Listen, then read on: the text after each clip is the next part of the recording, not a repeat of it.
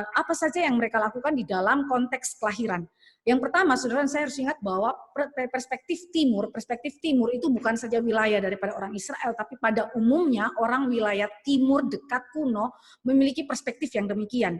Tetapi kita juga melihat bahwa di dalam Alkitab Perjanjian Lama, di situ juga ditegaskan bahwa ternyata perspektif yang ada di dalam timur dekat kuno itu juga dimiliki oleh orang Israel, tetapi dalam sudut pandang yang berbeda. Nah, kalau saudara dan saya melihat di dalam perspektif timur secara umum dan juga orang Israel khususnya, mereka melihat bahwa kalau orang nggak punya anak yang hidup dalam pernikahan dan tidak punya anak, itu adalah sebuah kutuk atau malapetaka. Dan ini juga diungkapkan di dalam kitab Taurat Musa bahwa kalau seorang istri itu tidak memiliki anak, maka dia dianggap sebagai aib bagi keluarga, memalukan. Itu adalah sebuah kutuk ya dari Tuhan. Yang kedua, berkat dan kebahagiaan bagi orang Israel yang khususnya sang istri di dalam keluarganya adalah mempunyai anak yang banyak. Ya, jadi kebahagiaan dia itu bukan saja punya anak, tapi kalau banyak anak itu dianggap sesuatu yang sangat berbahagia, terutama anak laki-laki ya, karena kedudukan anak perempuan pada zaman itu sangat rendah ya. Ini adalah budaya patriarkal ya, sehingga sangat mengutamakan kedudukan laki-laki. Itu sebabnya sekali lagi kalau saudara dan saya temukan di dalam kehidupan daripada budaya Yahudi sampai dengan hari ini anak laki-laki masih menjadi yang terutama dibandingkan dengan anak perempuan, walaupun Kristus nanti mengkoreksi hal tersebut. Sebenarnya Alkitab tidak kemudian meletakkan laki-laki lebih tinggi daripada perempuan, tetapi ini adalah bias yang ada di dalam kehidupan perspektif timur dekat kuno dan termasuk di dalamnya Israel. Bagi orang Israel, jika anak sulung adalah laki-laki, maka sebutan bagi ibunya tuh ibu dari nama anak itu. Jadi misalnya kalau saya Grace, berarti ibu saya itu menyebut dirinya itu atau dipanggil dengan Mama Grace ya kalau saya laki-laki ya, atau misalnya Pak Tama ya, mamanya adalah anak pertamanya itu anak sulungnya itu Pak Tama. Jadi maka dia akan disebut sebagai Mama Tama begitu ya. Atau kalau Ibu Indah masih ada di sini ya bersama-sama dengan kita, misalnya anak pertamanya Deren, maka disebut Mama Deren begitu ya. Nah, tapi kalau anak perempuan tidak disebutkan demikian. Jika anak sulungnya adalah perempuan, maka sang ibu tidak akan mengenakan nama anak itu kepada dia. Misalnya saya Grace disebut sebagai Mama Grace, itu sesuatu yang tidak lazim terjadi dan memang itu tidak terhormat bagi orang Yahudi. Jadi bagi anak perempuan itu seringkali disebut sebagai anak perempuan dari siapa? Misalnya ayahnya, kalau papa saya Gerson, anak perempuan dari Gerson. Tetapi sang ibu tidak pernah mengenakan nama anak perempuannya kepada dirinya. Ya, jadi ini sesuatu yang sekali lagi kalau anak perempuan itu lahir sebagai anak sulung, dia langsung merasa rendah diri ya, merasa rendah diri karena cara perlakuan yang berbeda. Nah, bagi orang-orang Yahudi dan juga orang wilayah timur dekat kuno pada zaman itu, manfaat anak perempuan itu bagi keluarga hanya sebagai tenaga kerja. Jadi sebagai tenaga kerja, saudara bisa bayangkan itu perempuan dianggap sebagai second class, ya, second class. Bahkan di dalam keluarga intinya sendiri pun dia dianggap sebagai second class tenaga kerja saja. Nah, lalu bagaimana pola treatment yang mereka lakukan itu terhadap bayi yang baru lahir ya. Jadi kalau kita tadi melihat perspektif timur tentang kelahiran ya, tentang kelahiran baik anak laki-laki maupun anak perempuan, sekarang kita lihat pola treatmentnya. Bagaimana cara memperlakukan bayi yang baru lahir. Biasanya bayi yang baru lahir itu diolesi dengan garam supaya kulit bayi itu menjadi kencang. Hari ini saya nggak pernah lihat anak-anak bayi yang baru lahir itu diolesi pakai garam. Tapi pada zaman dulu itu adalah ritual umum ya, ritual umum yang berlaku. Dibungkus rapat-rapat dengan kain lampin ya, tanda petik ya. Kain lampinnya tentu bukan kain lampin yang sobek-sobek dan bau ya, tetapi kain lampin yang bagus atau kain bedung ya, supaya tangan dan kakinya lurus. Saya pikir ini adalah pola yang juga sampai hari ini kita lakukan. Anak itu diberi nama yang sudah dipilih dengan cermat sesuai dengan perkiraan mengenai keadaan moral atau kekayaan yang ada pada diri anak itu. Misalnya kapasitas-kapasitas yang terlihat dalam diri anak itu. Contoh, saya kasih contoh misalnya penamaan terhadap Yakub maupun Esau. Kenapa Esau itu diberi nama Esau? Karena memang terlihatlah kulitnya itu berwarna merah dan berbulu. Maka diberi nama Esau dengan arti nama tersebut. Ada karakteristik yang nampak di situ. Tetapi sekaligus menunjukkan keadaan moral daripada Esau. Ya, Esau adalah seorang pemberani, ya, seorang yang juga kita bisa katakan pemburu yang perkasa, tetapi juga memiliki mentalitas moralitas yang sebenarnya tidak begitu baik, ya, tidak begitu baik, ya, tidak begitu baik dalam pengertian bahwa tidak bersesuaian dengan kehendak Allah. Ya, sekalipun mungkin secara moral umum dia itu terlihat baik bahkan disukai oleh papanya, tetapi keadaan moral yang dimaksudkan adalah keadaan moral yang bersesuaian dengan kehendak Allah. Nah, lalu kekayaan apa yang ada pada diri anak itu? Contoh misalnya Yakub ya. Yakub itu kan pegang tumit kakaknya. Waktu kakaknya itu keluar, dia tarik tumit kakaknya. Nah, maka itu yang terlihat dan kemudian disebutkan kepada Yakub ya. Yakub berarti yang memegang tumit ya, yang memegang tumit begitu. Jadi itu mengacu kepada apa yang terjadi pada saat kelahiran itu. Kalau orang Batak hari ini lihat apa, ya dia kasih nama anak itu. Misalnya lihat kursi, dia kasih nama kursi. Lihat meja, dia kasih nama meja. Tapi pada zaman itu, di dalam kehidupan daripada orang Yahudi tidak demikian. Orang Yahudi selalu melihat anak itu dalam keadaan moral dia, dan kapasitas-kapasitas atau kekayaan yang ditunjukkan dari diri anak itu, bahkan sejak dia dilahirkan. Anak laki-laki itu disunat pada hari ke-8, anak perempuan tentu tidak disunat. Ya, ini kita tahu bahwa sudah dari penetapan perjanjian Allah, ikatan antara Allah punya perjanjian dengan Abraham beserta dengan keturunannya, dan itu diikuti sampai dengan zaman sekarang di dalam adat istiadat daripada Yahudi. Lalu anak laki-laki yang sulung harus ditebus 1 bulan kemudian dengan sejumlah pembayaran yang diserahkan kepada imam. Jadi di dalam perjanjian lama ada sebuah kebiasaan untuk menebus anak sulung 1 bulan setelah dia itu dilahirkan. Ini mengingat kepada apa yang terjadi di dalam peristiwa Eksodus, Keluaran 13 ya, ayat 13 sampai 15. Di situ dikatakan bahwa anak sulung orang Israel, orang Mesir itu dibunuh mati oleh Tuhan. Tetapi anak sulung Israel ditebus oleh Tuhan. Melalui apa? Melalui darah anak domba yang dioleskan di depan pintu daripada setiap pintu dan ambang pintu daripada setiap rumah orang Israel. Jadi kalau saudara dan saya melihat hal ini, maka itu penting sekali Allah mengatakan bahwa setiap anak sulung Israel harus ditebus dengan jumlah uang yang ditetapkan oleh Allah sendiri dan diserahkan kepada imam, untuk mengingat kepada apa? Karya penebusan Allah di dalam perjanjian, di dalam peristiwa Eksodus ya, perjanjian lama tentunya, bagaimana dia menebus dengan darah anak domba. Dan kita tahu bersama bahwa nanti kemudian engkau dan saya disebut sebagai anak sulung yang ditebus oleh siapa? Yesus Kristus sebagai Tuhan dan Juru Selamat kita yang disimbolkan dengan darah anak domba itu. Jadi ini adalah sebuah ketetapan yang diberikan kepada keluarga-keluarga daripada orang Israel. Lalu mereka disapi pada usia 2 atau 3 tahun. Jadi saudara bisa bayangkan pada waktu Musa itu usia 3 bulan dan kemudian dia harus terpaksa dibuang ke air sungai Nil ya. Tentu ditaruh di dalam keranjang ter yang dibungkus dengan rapi oleh mamanya dan ditemukan oleh putri Firaun. Lalu Miriam itu memberikan usulan kepada putri Firaun untuk anak itu disusui oleh seorang ibu yang dia kenal, dan tentu itu adalah anak mama daripada Musa.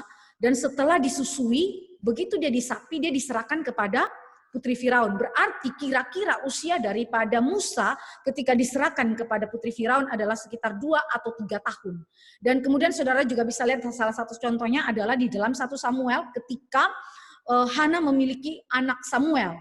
Dan kemudian pada waktu di mana dia disapi, dia dibawa dan dipersembahkan ke rumah Tuhan di Silo ya, kepada Imam Eli. Nah, itu adalah menunjukkan bahwa si Samuel pada usia yang sangat-sangat muda, yaitu sekitar 2-3 tahun. Ya, jadi itu kira-kira saudara pola treatment yang diberlakukan kepada anak bayi, baik laki-laki maupun perempuan. Tetapi bagi anak laki-laki ada beberapa hal yang khusus. Nah, yang kedua, saudara, kehidupan sosial dan adat istiadat daripada Israel yang tadi pertama adalah kelahiran, yang kedua adalah pernikahan.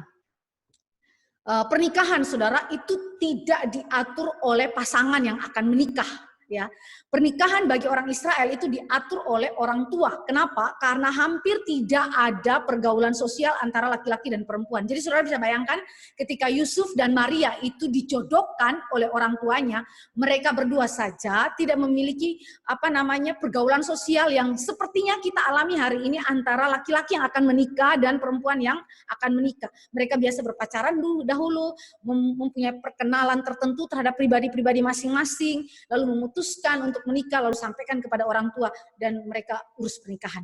Itu adalah sebuah budaya yang berbeda sekali dengan zaman dulu ya. Jadi saudara jangan pikir, oh kalau Yusuf itu dia mengenal pribadi Maria melalui pertemuan-pertemuan yang intens seperti hari ini kita berpacaran. Tidak ya saudara, sama sekali tidak. Karena hampir tidak ada pergaulan sosial antara laki-laki dan perempuan. Dia dijodohkan. Itu mirip seperti Ishak dan juga istrinya itu Ribka, begitu ya. Menikah adalah kewajiban setiap orang, ya. Bagi orang Israel tidak ada alasan untuk tidak menikah. Jadi harus menikah. Ya. Bagi setiap kita yang punya anak laki-laki yang sudah siap menikah, wajibkanlah mereka untuk mencari pasangan masing-masing. Oke, jadi menikah adalah kewajiban setiap orang. Nanti urusan selibat itu urusan lain lagi ya. Paulus ada bicara mengenai urusan selibat juga, tetapi kita tidak bahas dalam bagian itu.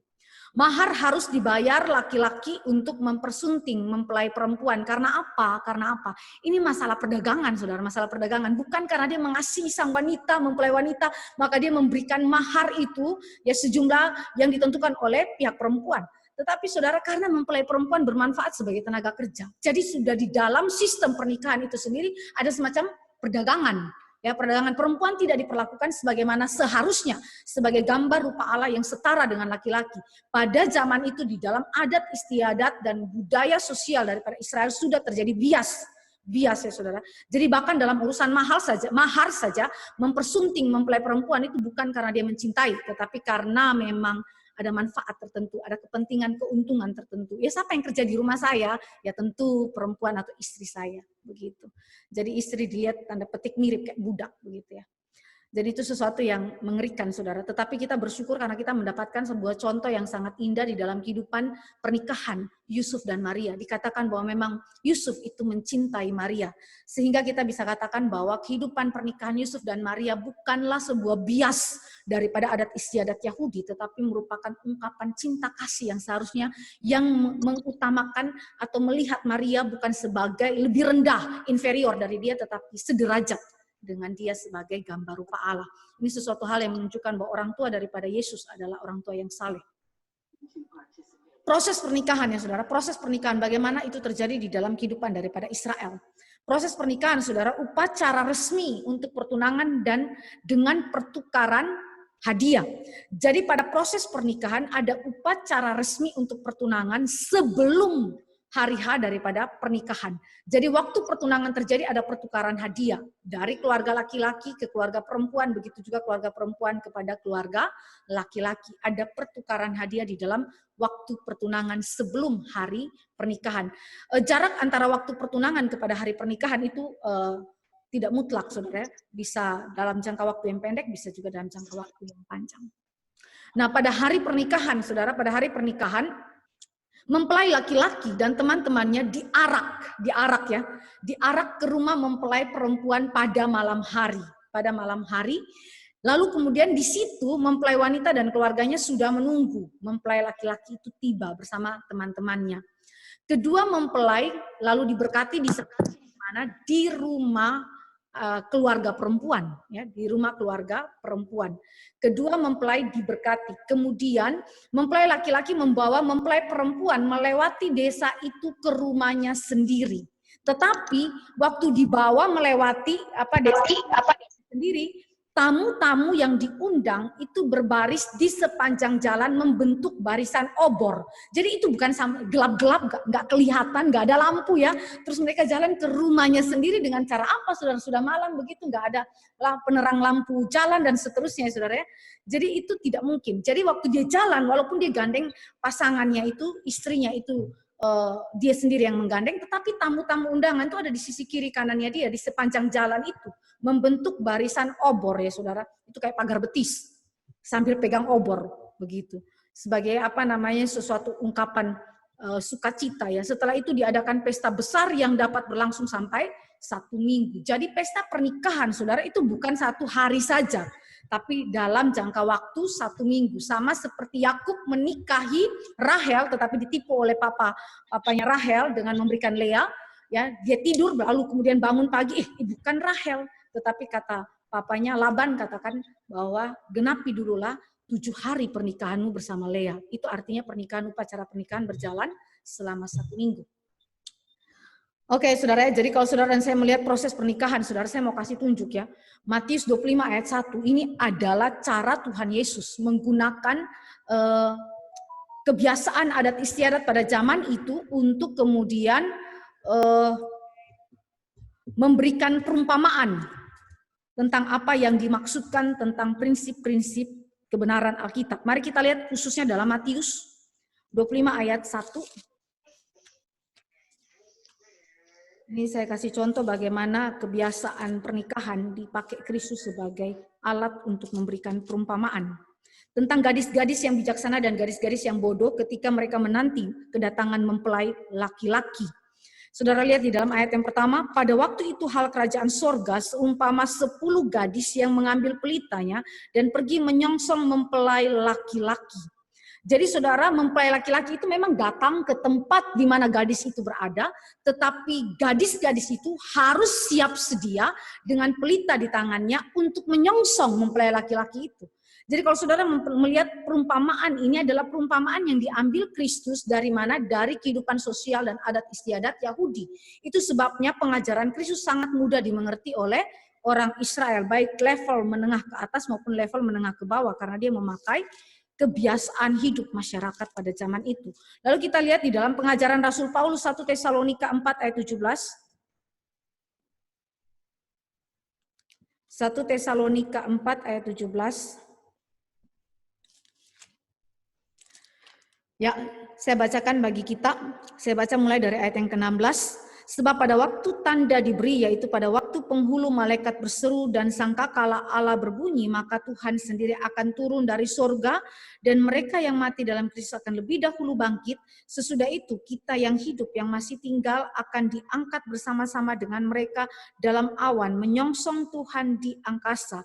Demikianlah kita akan selama-lamanya bersama-sama dengan Tuhan. Ini adalah cara Tuhan menjelaskan mengenai kedatangan Dia di akhir zaman dengan memakai kehidupan sosial atau adat istiadat Israel dalam pernikahan. Saudara perhatikan di situ, engkau dan saya yang bangkit, ya, yang dibangkitkan oleh Allah, yang masih tinggal hidup ketika Yesus Kristus itu datang, akan diangkat bersama-sama ke awan menyongsong Tuhan. Itu adalah tindakan mempelai wanita yang datang menyongsong mempelai laki-laki. Mempelai laki-laki itu akan datang kemana? Ke tempat di mana perempuan itu, mempelai perempuan itu berada dan tinggal bersama-sama dengan mempelai perempuan itu. Tetapi mempelai perempuan harus siap sedia menyongsong kedatangan daripada Kristus.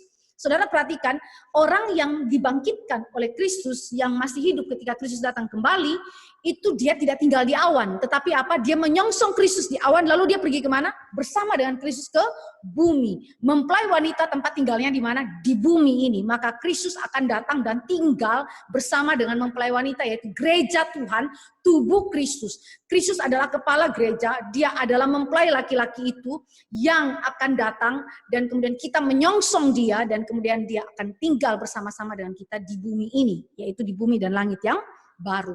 Jadi kalau saudara dan saya melihat ini, sekali lagi kita menegaskan bahwa kehidupan sosial dan adat istiadat daripada masyarakat Yahudi itu sekali lagi dipakai oleh Kristus untuk menunjukkan bagaimana esensi daripada kerajaan sorga dan kedatangan Dia yang kedua kali. Ketiga, kita lihat tentang kematian ya.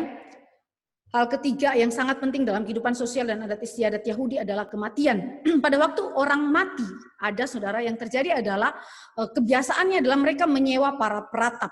Kalau hari ini saudara saya sulit melihat ya di mana para peratap ya. Tapi pada zaman itu saudara kebiasaan mereka adalah menyewa para peratap profesional untuk menangis dan meratap. Jadi mereka sudah biasa kalau sudah terlatih emosinya. Kalau ada kematian terjadi dan mereka disewa, maka mereka otomatis dengan sendirinya menangis. Kalau saudara dan saya melihat hal ini, maka bisa saja tangisan itu adalah tangisan yang memang keluar dari hatinya yang berduka, tetapi juga bisa karena itu komersil. Karena urusan, ya karena saya disewa dan saya harus dibayar. Begitu. Ya, Kejadian 50 ayat 3 ya. Kita bisa lihat bagaimana salah satu contoh di situ, waktu Yakub mati, Kejadian 50 ayat 3.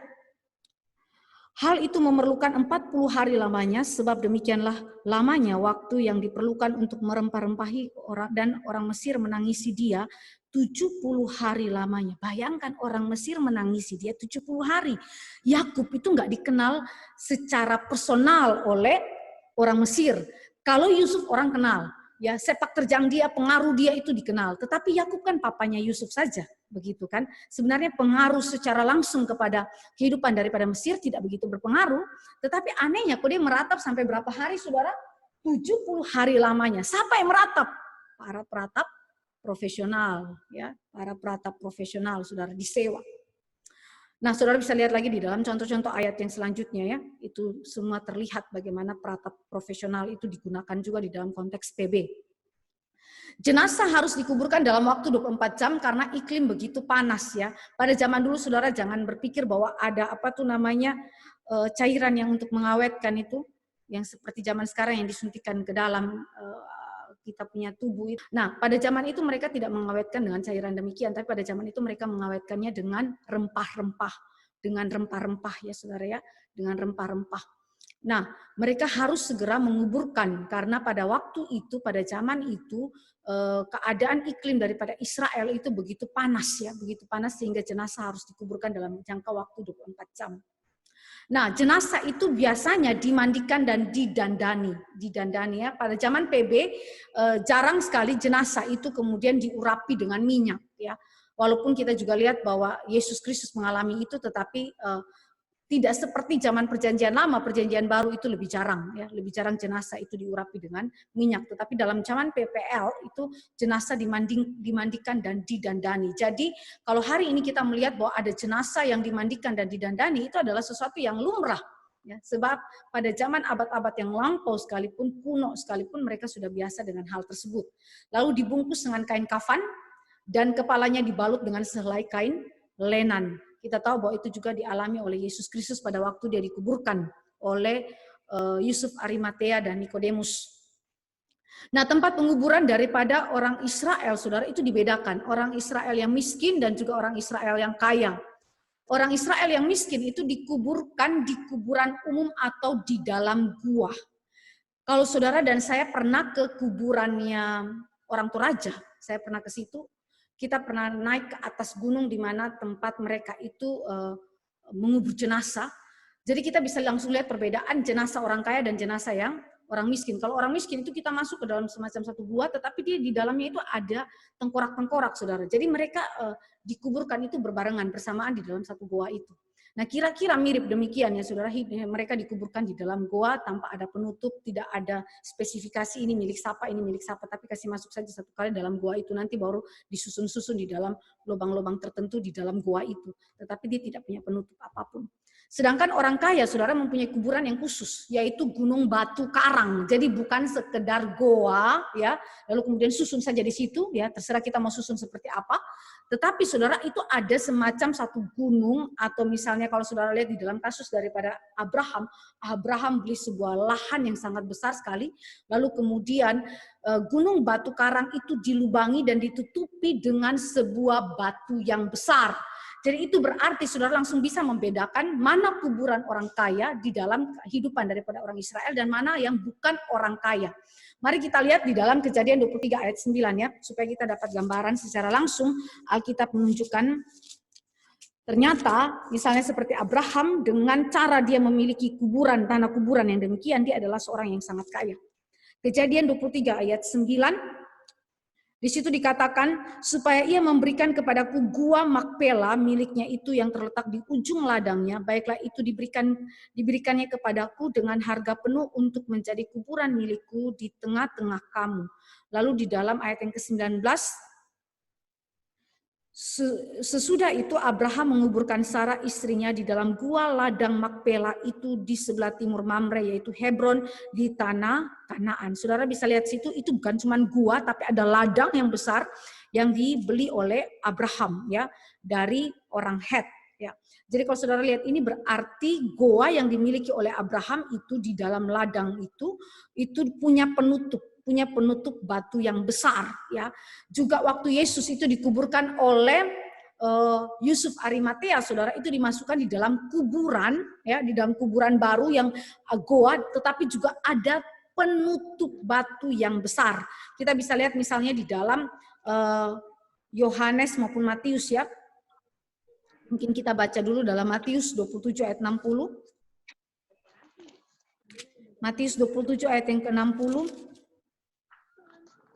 Lalu membaringkannya di dalam kuburnya yang baru yang digalinya, saudara perhatikan, yang digalinya. Jadi itu bukan goa, memang asli goa, tetapi digali. Sebuah kuburan yang digali ya, digali dan membentuk seperti goa.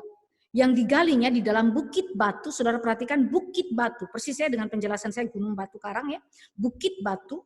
Dan sesudah menggulingkan sebuah batu besar ke pintu kubur itu. Berarti memang Yesus itu dikubur secara terhormat di dalam kuburan yang kita katakan dalam kategori orang kaya. Ya, padahal Yesus kalau kita pikir bahwa dia dari keluarga yang miskin sebenarnya. Tapi itu menunjukkan bahwa dia adalah raja yang seharusnya dihormati. Ya, saudara bisa bayangkan itu ya.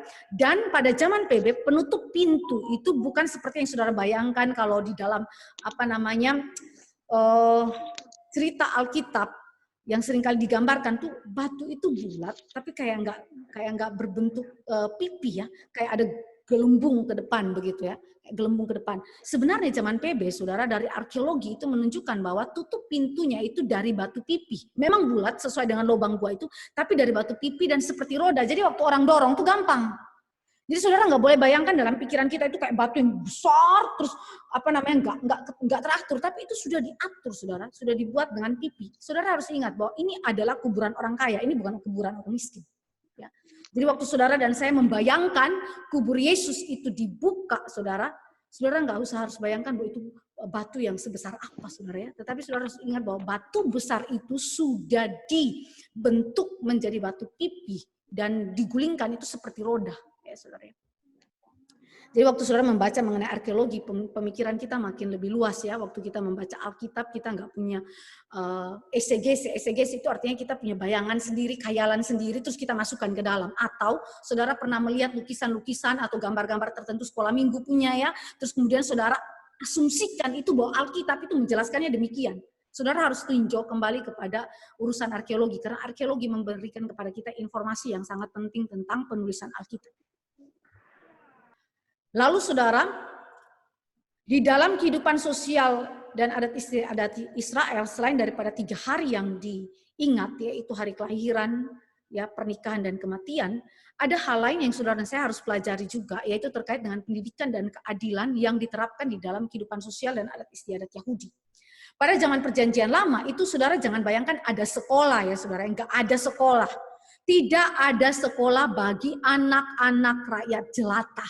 Ya, jadi saudara jangan pikir pada zaman itu mungkin Samuel itu sekolah ya, nggak ada saudara, nggak ada. Ya. Orang tua mengajarkan keterampilan umum sehari-hari. Saya nggak katakan bahwa orang seperti Raja Daud ya yang memiliki keturunan mereka khususnya anak-anak raja itu tidak bersekolah, saudara. Mereka punya sekolah, tapi sekolah itu adalah sekolah yang dikhususkan bagi anak-anak raja. Ya. Tetapi bagi rakyat jelata, saudara harus ingat bahwa orang tua mengajarkan keterampilan umum sehari-hari. Sekali lagi saya mau ingatkan kembali ke dalam kehidupan Musa. Musa waktu dia dibawa oleh putri Firaun, dia dididik di bawah pendidikan daripada Mesir, saudara ya. Tetapi saudara harus ingat sekali lagi, pendidikan yang dialami oleh Musa itu bukan ditujukan kepada rakyat jelata, tetapi ditujukan kepada Musa yang diangkat sebagai anak putri Firaun, pangeran. Ya. Jadi itu berarti dia mendapatkan sekolah khusus ya saudara, dan dia bukan bagian dari rakyat jelata. Yang saya sedang membicarakan adalah Israel pada zaman perjanjian lama sebagai rakyat jelata. Kalau anak-anak mereka itu dilahirkan saudara, mereka dapat pendidikan dari mana? Pendidikan pertama adalah dari keluarga, dari orang tua, mengajarkan mengenai keterampilan umum sehari-hari. Misalnya Yesus diceritakan bahwa dia adalah disebut sebagai anak tukang kayu, Yusuf tukang kayu itu ya saudara. Itu berarti waktu disebutkan bahwa Yesus adalah anak tukang kayu, bukan saja mengacu kepada Yusuf dan pekerjaannya sebagai tukang kayu, tetapi Yesus memang bekerja bersama-sama dengan papanya sebagai tukang kayu. Begitu. Jadi pada zaman itu orang tua mengajarkan kepada mereka keterampilan umum sehari-hari. Anak perempuan diajar memasak, anak perempuan yang lain juga diajar untuk kemudian mengangkat air, mengambil air ya saudara. Beberapa minggu yang lalu kita sudah melihat bagaimana anak perempuan yang disuruh ambil air bahkan jaga binatang. Jadi orang tua itu mengajarkan keterampilan-keterampilan umum sehari-hari kepada anak-anak. Sekali lagi saudara harus ingat, keunggulan daripada Israel adalah pendidikan pertama diberikan oleh orang tua. Ya. Jadi kalau orang tua yang pada zaman sekarang tidak mau mendidik anak-anaknya itu berdosa. Karena Alkitab selalu menganjurkan dan memerintahkan bahwa orang tua yang mengajarkan kepada anak-anak pendidikan. Orang tua menerangkan hukum Taurat dan hari-hari raya keagamaan kepada anak-anak. Sejak anak-anak ada lahir tinggal bersama-sama dengan orang tua, saudara. Pertama kali mereka dengar firman Tuhan dari siapa? Bukan dari pendeta, bukan dari para imam, bukan saudara. Dari siapa? Dari orang tua. Jadi orang tua itu betul-betul harus orang tua yang saleh, saudara.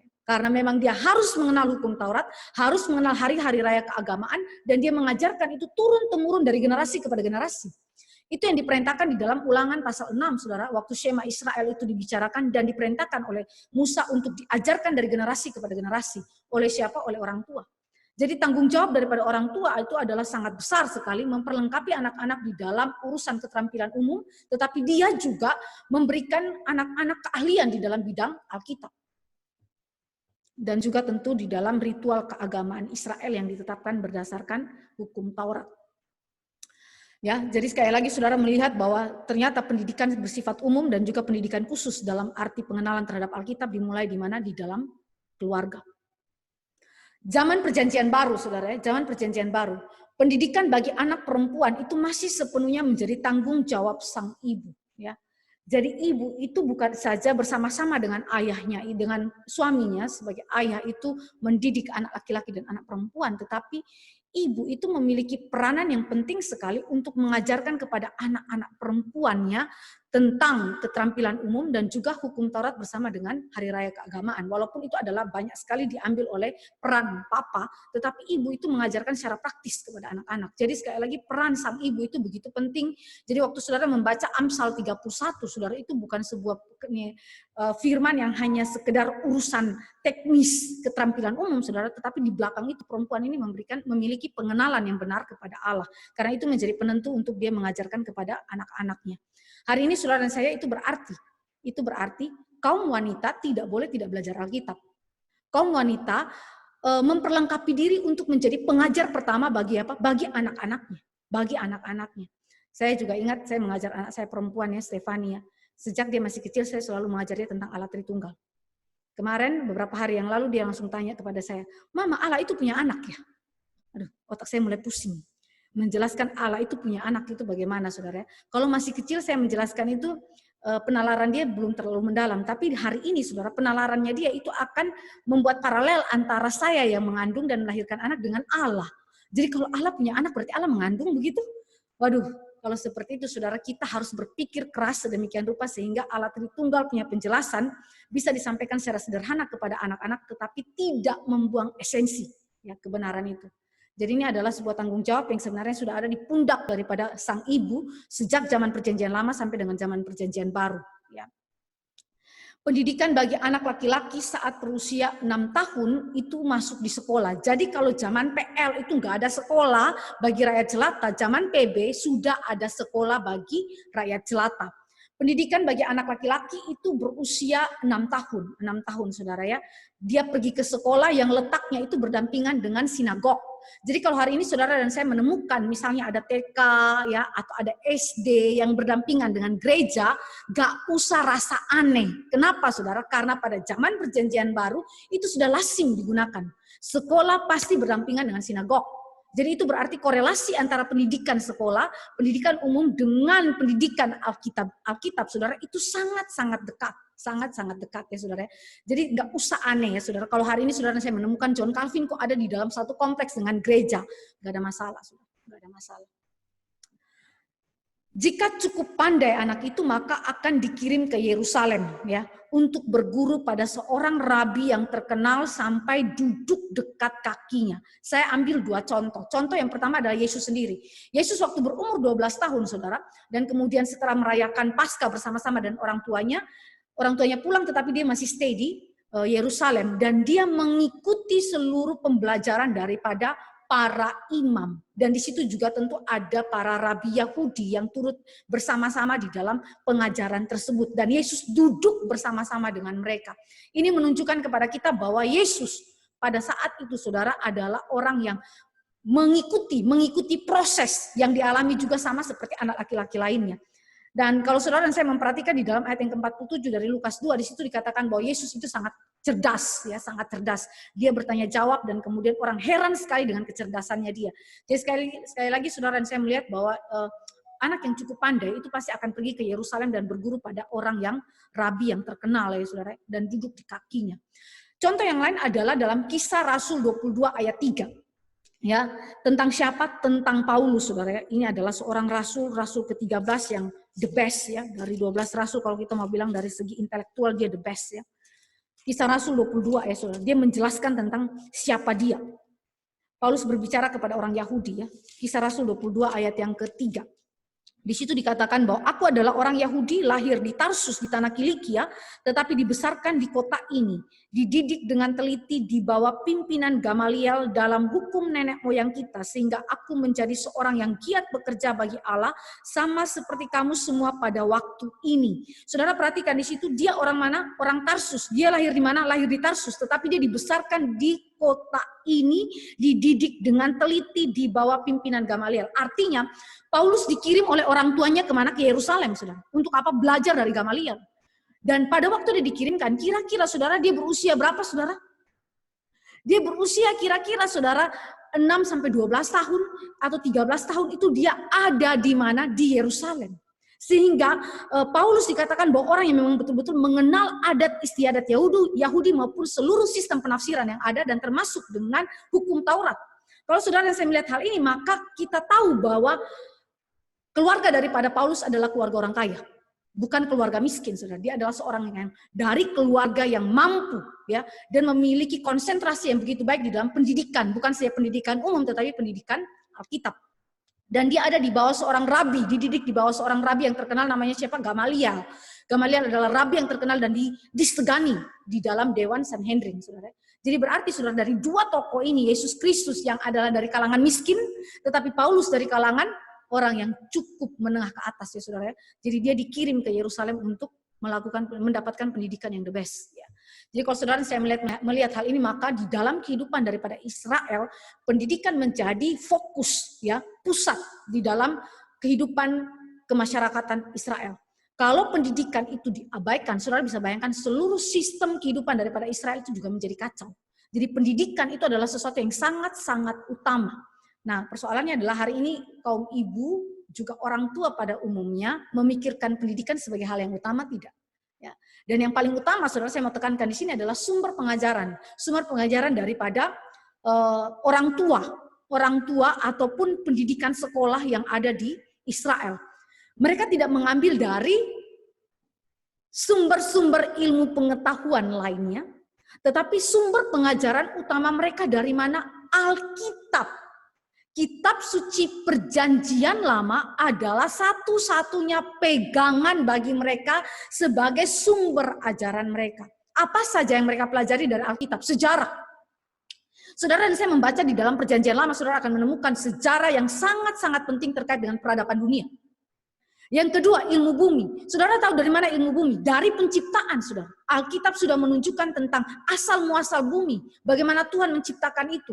Saudara dan saya juga menemukan berapa banyak cerita mengenai keadaan bumi ini. Dan Israel mempelajari ilmu bumi dari mana? Dari Alkitab. Kesusastraan. Saudara bisa bayangkan, saudara, dalam setiap kitab, penulis daripada kitab itu lahir dan dibesarkan di dalam kesusastraan yang berbeda-beda tentu. Misalnya saudara saya melihat Musa menulis dengan satu kesusastraan yang begitu baik karena dia dari latar belakang pendidikan yang oke. Tetapi waktu saudara dan saya melihat kepada Amos adalah seorang pemungut buah ara, saudara. Pemungut buah ara, dan dia bukan sebagai orang yang berpendidikan tinggi dengan bahasa yang begitu lugas ya, dengan struktur yang juga tidak begitu baik dibandingkan dengan Musa, saudara. Tetapi dalam semuanya itu Israel mempelajari mengenai kesusastraan.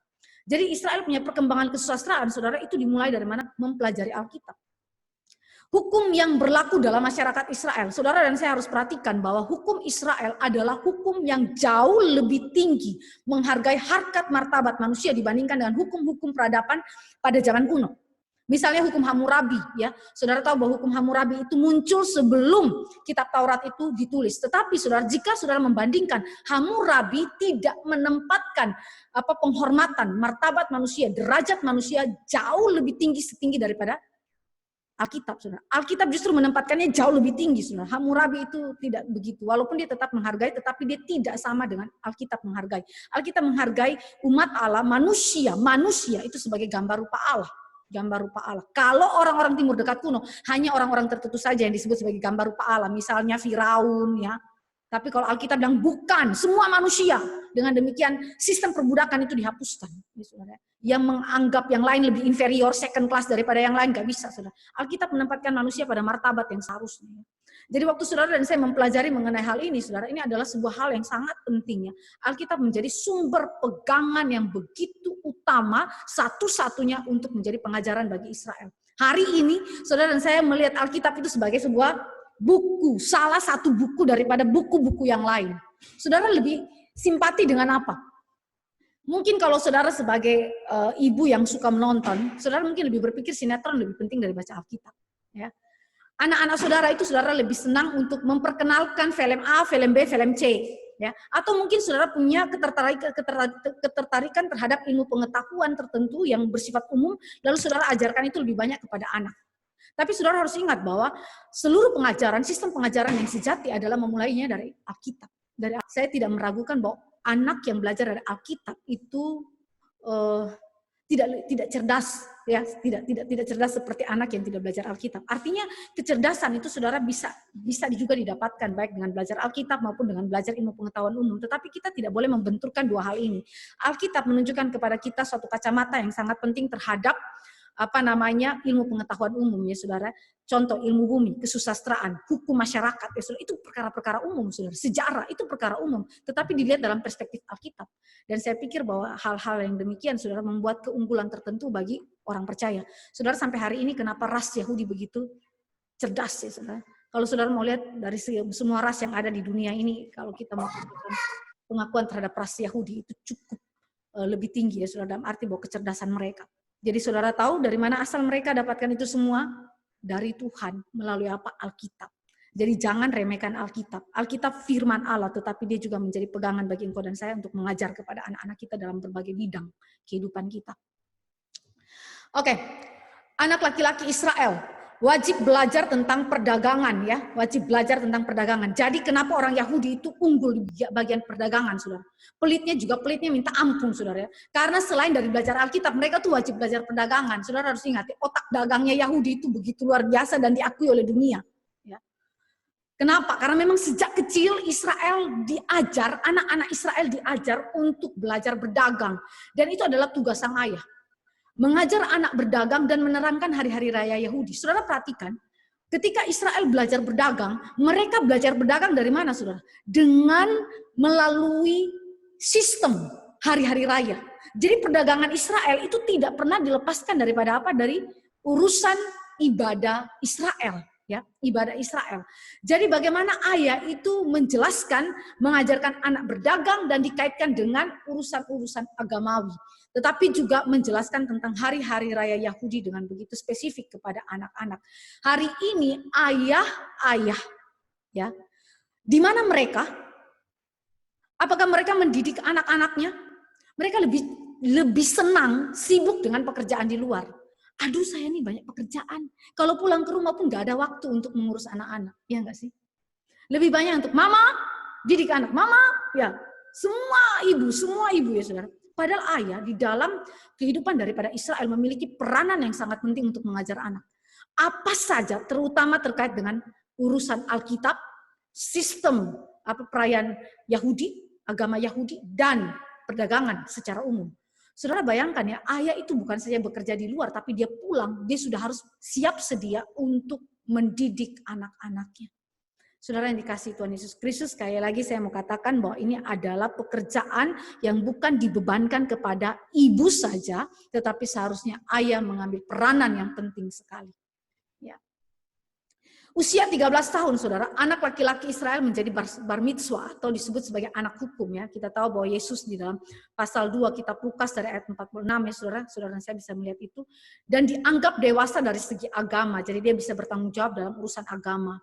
Dan yang kedua, anak laki-laki yang disebut sebagai bar mitzvah itu sudah boleh memenuhi syarat untuk minyan ya,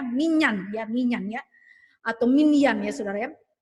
Itu apa saudara? Menjadi anggota kelompok pria yang terdiri atas 10 orang yang merupakan sebuah syarat untuk boleh beribadah di sinagog.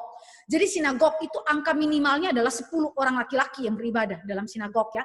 Dan mereka yang disebut sebagai bar mitzvah boleh berbagian di dalamnya.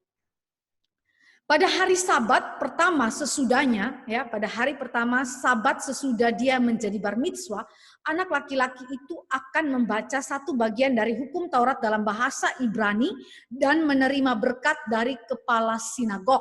ya saudara. Kalau begitu berarti anak-anak laki-laki Israel ahli dalam bahasa Ibrani. Karena mereka sudah harus membaca Alkitab di dalam bahasa asli Alkitab. Ya. Jadi ini adalah sesuatu hal yang sekali lagi sangat baik di dalam pengajaran daripada Israel yang kita bisa tiru dan seringkali juga dilupakan di dalam pendidikan modern hari ini. Nah, bagaimana dengan pelaksanaan keadilan ya saudara? Di dalam PL maupun di dalam PB itu tidak ada pembagian yang jelas antara hukum sipil dan hukum agama di Israel. Walaupun memang ada pembagian hukum sipil dan hukum agama, tetapi dalam tata pelaksanaannya seringkali kedua ini berelasi sehingga tidak ada pembagian yang begitu jelas. Nah, di dalam PL saudara, para imam, orang Lewi dan tua-tua itu bekerja untuk tujuan yang sama dan bersama-sama menjalankan keadilan ya. Itu sebabnya dalam tata laksana tidak terlalu ada perbedaan. Zaman PL, pintu gerbang kota atau desa merupakan tempat pengadilan secara resmi. Contoh, waktu Boas itu mau mengambil Ruth sebagai istrinya dan menjual menebus hak kepemilikan daripada Naomi, saudara, itu dia bawa kemana? Ke pintu gerbang. Ke pintu gerbang ya, saudara. Jadi pintu gerbang adalah tempat di mana pengadilan itu terjadi secara resmi. Zaman Perjanjian Baru, saudara, zaman Perjanjian Baru, tempat pengadilan tertinggi itu sudah ditentukan. Itu adalah Mahkamah Agama atau kalau hari ini disebut sebagai Mahkamah Agung. Yang nama lainnya disebut sebagai Sanhedrin ya, Sanhedrin. Tempat pengadilan lokal, sekalipun itu ada tempat pengadilan tertinggi, tapi ada tempat pengadilan lokal di mana itu ada di wilayah lokal masing-masing, desa masing-masing. Yang berlaku juga sama seperti PL di pintu gerbang. Dan itu terjadi jika pertengkaran di antara penduduk setempat itu ada, lalu diselesaikan oleh para tua-tua desanya. Jadi nggak harus dibawa ke Mahkamah Agama. Cukup para tua-tua desa itu yang menyelesaikannya di pintu gerbang. Nah, Dewan atau Majelis Sanhedrin terdiri dari 70 orang yang bertemu di Bait Allah. Nah, hak Dewan Sanhedrin, saudara, itu diizinkan oleh pemerintah Romawi hanya mengadili menurut hukum Yahudi. Tetapi tidak boleh menjatuhkan hukuman mati. Itu sebabnya waktu Yesus mau disalibkan, mereka nggak bisa menjatuhkan hukuman itu sendiri. Sekalipun mereka mengatakan dia harus layak mati, tetapi dia tidak bisa untuk menjalankan hukuman mati. Mereka harus bawa itu kemana? Ke Romawi. Maka Pilatus yang memutuskan begitu. Itu sebabnya saudara dan saya melihat bahwa Yesus itu dihukum mati di bawah tangan pemerintahan Romawi karena aspek ini. Ya. Poin yang ke C ya, poin C ya. Jadi poin urusan sosial dan juga adat istiadat saja sangat banyak ya. Nah, sekarang kita lihat kehidupan beragama dari Israel ya. Kehidupan beragama dari Israel, saudara, itu pusatnya itu ada di kemah suci ya pada zaman Musa dan kemudian pada zaman Salomo itu ada di bait suci ya. Upacara, tata ibadah dan persembahan kurban itu diatur dalam hukum seremonial pada hukum Taurat Musa. Jadi semuanya itu sudah diatur. Sekali lagi pusat kehidupan beragama Israel ada di mana kemah suci dan kemudian ke bait suci. Dan seluruh tata aturannya sudah diatur dalam hukum Taurat. Nah, petugas ibadahnya adalah para imam dan orang Lewi. Dan tentu di dalamnya juga ada imam besar dari garis keturunan Harun ya. Hari-hari raya Israel, saudara. Hari-hari raya Israel, saudara, itu ada beberapa hari raya. Ada 7 hari raya, tetapi plus 1 hari raya yang namanya hari raya Purim. Saudara lihat di situ mulai dari hari raya Sabat ya. Misalnya Imamat 23 ayat 3. Hari raya Sabat ini saudara merupakan inti dari kehidupan beragama Israel. Itu sebabnya saudara tidak pernah dari seluruh hari raya ini yang tidak ada Sabatnya. Selalu ada Sabatnya. Kenapa saudara? Karena itu menjadi hal yang esensial di dalam kehidupan daripada Israel. Ya. Bagi orang Israel, ya sebagaimana ketetapan di dalam Kejadian, kita sudah lihat ya Kejadian penciptaan hari ke-7 yang Allah tetapkan, 1 hari untuk berhenti bekerja. Sabat itu adalah 1 hari untuk berhenti bekerja. Buat apa saudara? Mengenang kebaikan Allah dan pemeliharaannya melalui mereka itu menikmati hasil kerja kerasnya selama 1 minggu di hari Sabat itu. Kalau saudara dan saya memperhatikan COVID-19 hari ini, saudara, itu memberikan implikasi yang sangat penting sekali terkait dengan hari Sabat ya, hari Sabat saudara ya. Kalau saudara memperhatikan sebelum COVID-19 terjadi, kebanyakan engkau dan saya bekerja tanpa mempedulikan hari Sabat. Istirahat secara fisik saja kita tidak dapatkan, apalagi istirahat secara rohani. Kita kerja kayak mesin saudara, kayak mesin, nggak berhenti sampai pulang rumah pun kerja terus, ya kerja terus, tidak punya waktu untuk rest secara fisik maupun rest secara rohani. Tetapi begitu datang COVID-19 langsung semuanya kebanyakan dirumahkan, ya. dirumahkan. Dan saudara bukan saja menikmati Sabat hanya 1 hari, tetapi bisa saja Sabat sepanjang hari. Ya. Kenapa saudara? Saudara dan saya sudah lama tidak menikmati akan pemeliharaan Allah. Seringkali kita sekali lagi, seringkali ingin untuk kerja dan kerja, tapi tidak mengutamakan rest. Ya. Justru di dalam hari Sabat, saudara, ketika engkau dan saya berhenti bekerja, tujuan kita adalah mengingat kembali kebaikan Tuhan yang sudah Allah kerjakan bagi kita dan merasakan pemeliharaan Allah melalui apa? Saudara nggak kerja tetapi masih ada berkat yang Tuhan berikan untuk apa? Topang hidup saudara. Kerja keras selama 1 minggu saudara nikmati. Ya. Kadang-kadang kita tuh mau kerja tapi kita nggak mau nikmatin, saudara. Itu betul-betul kebahayaan bagi kita. Pengkhotbah bilang, orang kerja keras, orang kumpul harta benda, tetapi hal yang menjadi kecelakaan mereka adalah Tuhan tidak memberikan kepada mereka kuasa untuk menikmati. Dan itu kecelakaan. Ya. Sebaiknya saudara dan saya bekerja dengan sistem kerja yang sudah Tuhan tetapkan. Para nabi, saudara, saking ini begitu esensialnya, para nabi itu ukur keadaan rohani bangsa Israel itu dengan melihat cara mereka menghargai dan memelihara hari Sabat. Ya, mereka bisa mengukur itu dari orang Israel menghargai atau memelihara hari Sabat. Saudara, penting sekali iman kita itu diukur dengan hari Sabat. Ya. Bukan berarti bahwa hari-hari lainnya saudara tidak beribadah. Ukurannya saudara, kalau hari Sabat saja saudara tidak menghargai dan tidak memelihara, apalagi tiap hari. Ya kan? Tidak mungkin hari Sabat itu saudara tidak hargai, tidak pelihara, lalu saudara tiap hari saudara bisa hargai, enggak mungkin saudara. Yang mungkin adalah saudara hargai dan pelihara hari Sabat dan saudara tiap-tiap hari saudara juga merayakannya. Karena hari Sabat adalah puncak daripada saudara dan saya menikmati pemeliharaan Allah. Yang sudah saudara nikmati tentu sepanjang hari hidup saudara. Yang kedua adalah hari raya Paskah, saya nggak jelaskan ini, hari raya hulu hasil atau first fruits, lalu hari raya Pentakosta 7 minggu, hari raya peniupan serunai atau trompet, hari pendamaian. Nah, di dalam keseluruhan hari raya Israel, hari raya yang terbesar itu adalah hari raya pendamaian. Hari raya terbesar adalah apa? Hari raya pendamaian. Karena apa? Karena pada hari itu hanya 1 kali saja imam besar memasuki ruang maha kudus untuk menebus dosa-dosanya sendiri dan umat Israel. Ya. Lalu kemudian ada hari raya Pondok Daun dan hari raya Purim. Hari raya Purim ditambahkan, itu kitab Ester kenapa ada di dalam kanonisasi PL, saudara? Untuk melegalitaskan hari raya Purim sebagai perayaan di dalam hari raya Israel. Karena apa? Itu tidak tertulis dalam hukum Taurat. Yang melegalitaskan hari raya Purim adalah kitab Ester. Nah, hukum Taurat, saudara, mengharuskan bangsa Israel itu 3 kali setahun hadir di Bait Allah pada hari raya. Saudara baca dalam Keluaran 23 ayat 14 dan 17, ya, 34 ayat 23, di situ dikatakan bahwa Allah minta seluruh bangsa Israel harus hadir 3 kali setahun dalam seluruh hari raya itu. Tetapi dalam Ulangan 16 ayat 16, saudara, di situ dikategorikan 3 hari raya apa saja yang perlu dihadiri oleh orang Israel dari seluruh penjuru dunia. Saudara bayangkan ya, dari seluruh penjuru dunia, dimanapun Israel tersebar, mereka harus pulang. Ulangan ya saudara ya, pulang kemana? Ke Yerusalem ya saudara ya. Yerusalem di mana bait suci itu berada.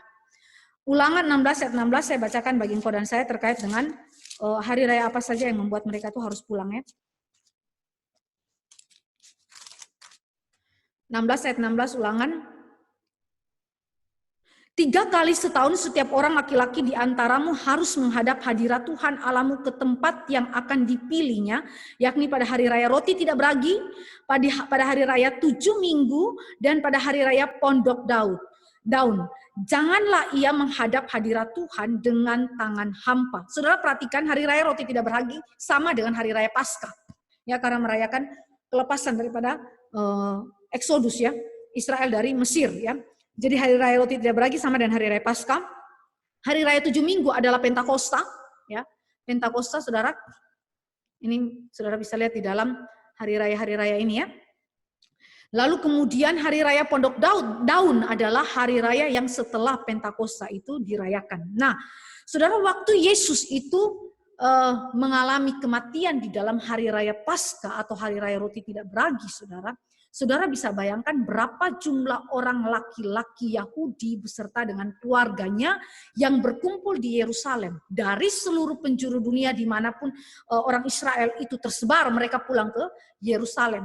Dan itu bukan hari raya Paskah saja atau hari raya roti tidak beragi, tapi berlanjut. berlanjut ya selama 7 minggu atau 50 hari ya, yaitu hari Pentakosta.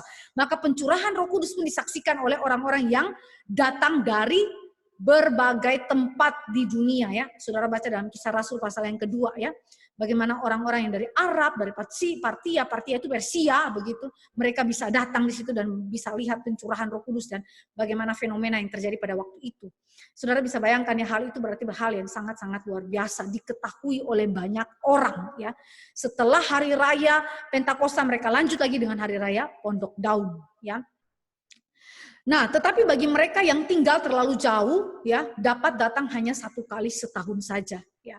Kemungkinan ini adalah kebijakan dari para rabi Yahudi, jadi bukan di dalam Taurat, misalnya dalam Misna ya saudara.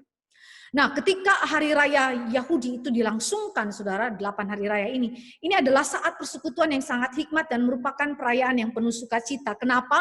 Karena mereka berkumpul sebagai satu bangsa dari berbagai macam tempat, bukan saja dalam wilayah Palestina, tetapi di luar Palestina mereka berkumpul, mereka melepas rindu, mereka mengungkapkan cinta kasih satu dengan lainnya, saudara, dan terutama ikatan kasih mereka di dalam Allah yang mengikat perjanjian dengan mereka. Nah, saudara, ada sebuah keunikan antara peralihan bait Allah kepada sinagog, ya.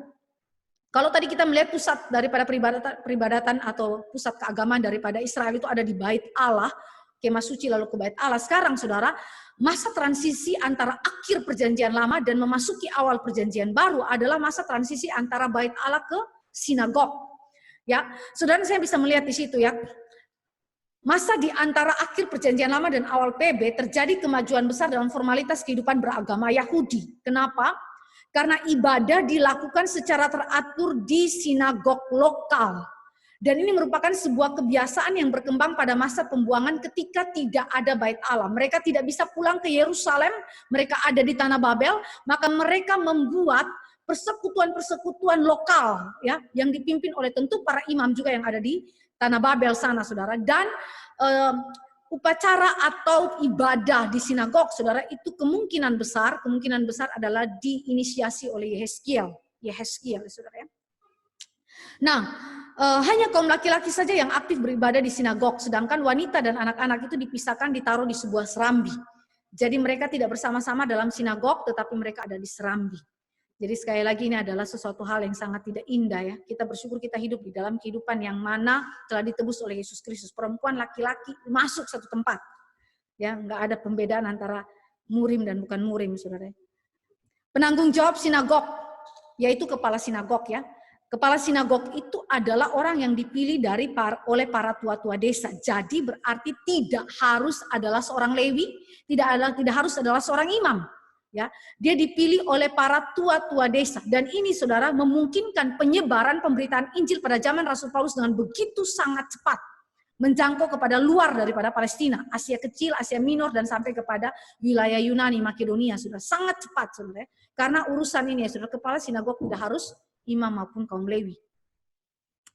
Tata ibadah saudara, pengakuan iman atau kredo, ini disebut sebagai kredo rasuli saudara. Kredo rasuli saudara, artinya yang bersesuaian dengan Alkitab, atau sebenarnya kalau di dalam perjanjian lama kan sudah ada Shema Israel ya, dan kemudian itu selalu mereka ucapkan.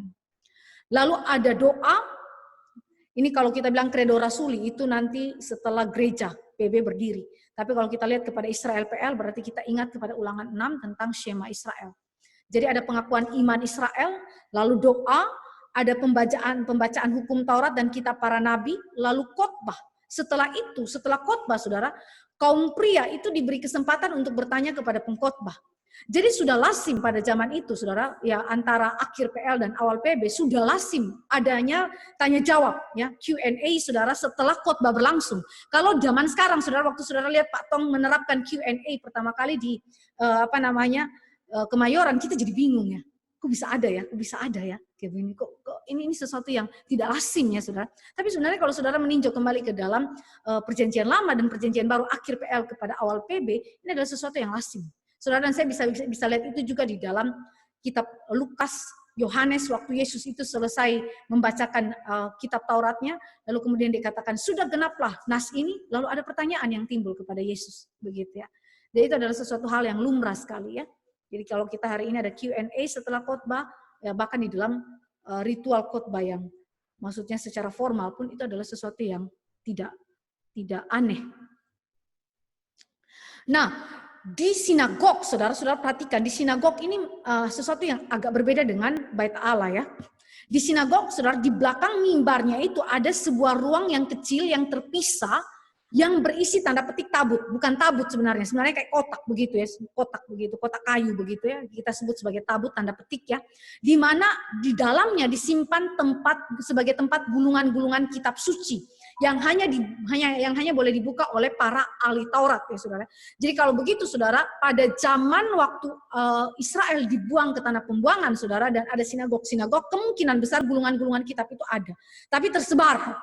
Sehingga kemudian pada zaman Esra itu dikumpulkan kembali dan dijadikan sebagai kanon PL ya, kanon PL. Nah, pada zaman Perjanjian Baru saudara, sinagog itu saudara menyalin, itu namanya manuskrip, salinan Alkitab. Jadi mereka tidak lagi memegang manuskrip asli, tetapi mereka memegang salinan-salinan yang dikumpulkan, digulung di dalam perkamen itu digulung saudara, lalu kemudian dimasukkan ke dalam tabut dan dibuka oleh para ahli Taurat dan kemudian dijelaskan, tetapi juga dibaca oleh orang yang bertugas. Di antara ruang kecil dan mimbar ya, jadi itu ruang kecil misalnya di belakang sini ini mimbar saudara ya. Para pembaca kitab suci duduk menghadap jemaat ya. Saya nggak tahu dia punya mimbar itu sebesar apa. Yang jelas saudara, ketika mereka duduk menghadap jemaat itu muka mereka terlihat, bukan tertutup oleh mimbar ini. Bersama dengan guru-guru utama, dan saudara tahu guru-guru utama itu apa? Guru-guru yang ahli dalam Alkitab. Tempat duduk itu tinggi dan disebut kursi Musa. Jadi waktu Yesus membaca Alkitab dan kemudian dia menjelaskan, lalu dia duduk saudara, dia itu bukan duduk sama tinggi dengan orang-orang yang mendengarkan dia, tidak saudara. Dia duduk lebih tinggi. Ya, duduk lebih tinggi di mana? Di antara mimbar dan ruang kecil tempat tanda petik tabut gulungan kitab itu berada. Ya, dia duduk di kursi yang lebih tinggi yang disebut dengan kursi Musa. Kenapa saudara disebut sebagai kursi Musa? Karena dari situlah datang penjelasan. Ya. Seperti Musa menafsirkan Alkitab, ya, atau firman yang diberikan Allah kepadanya.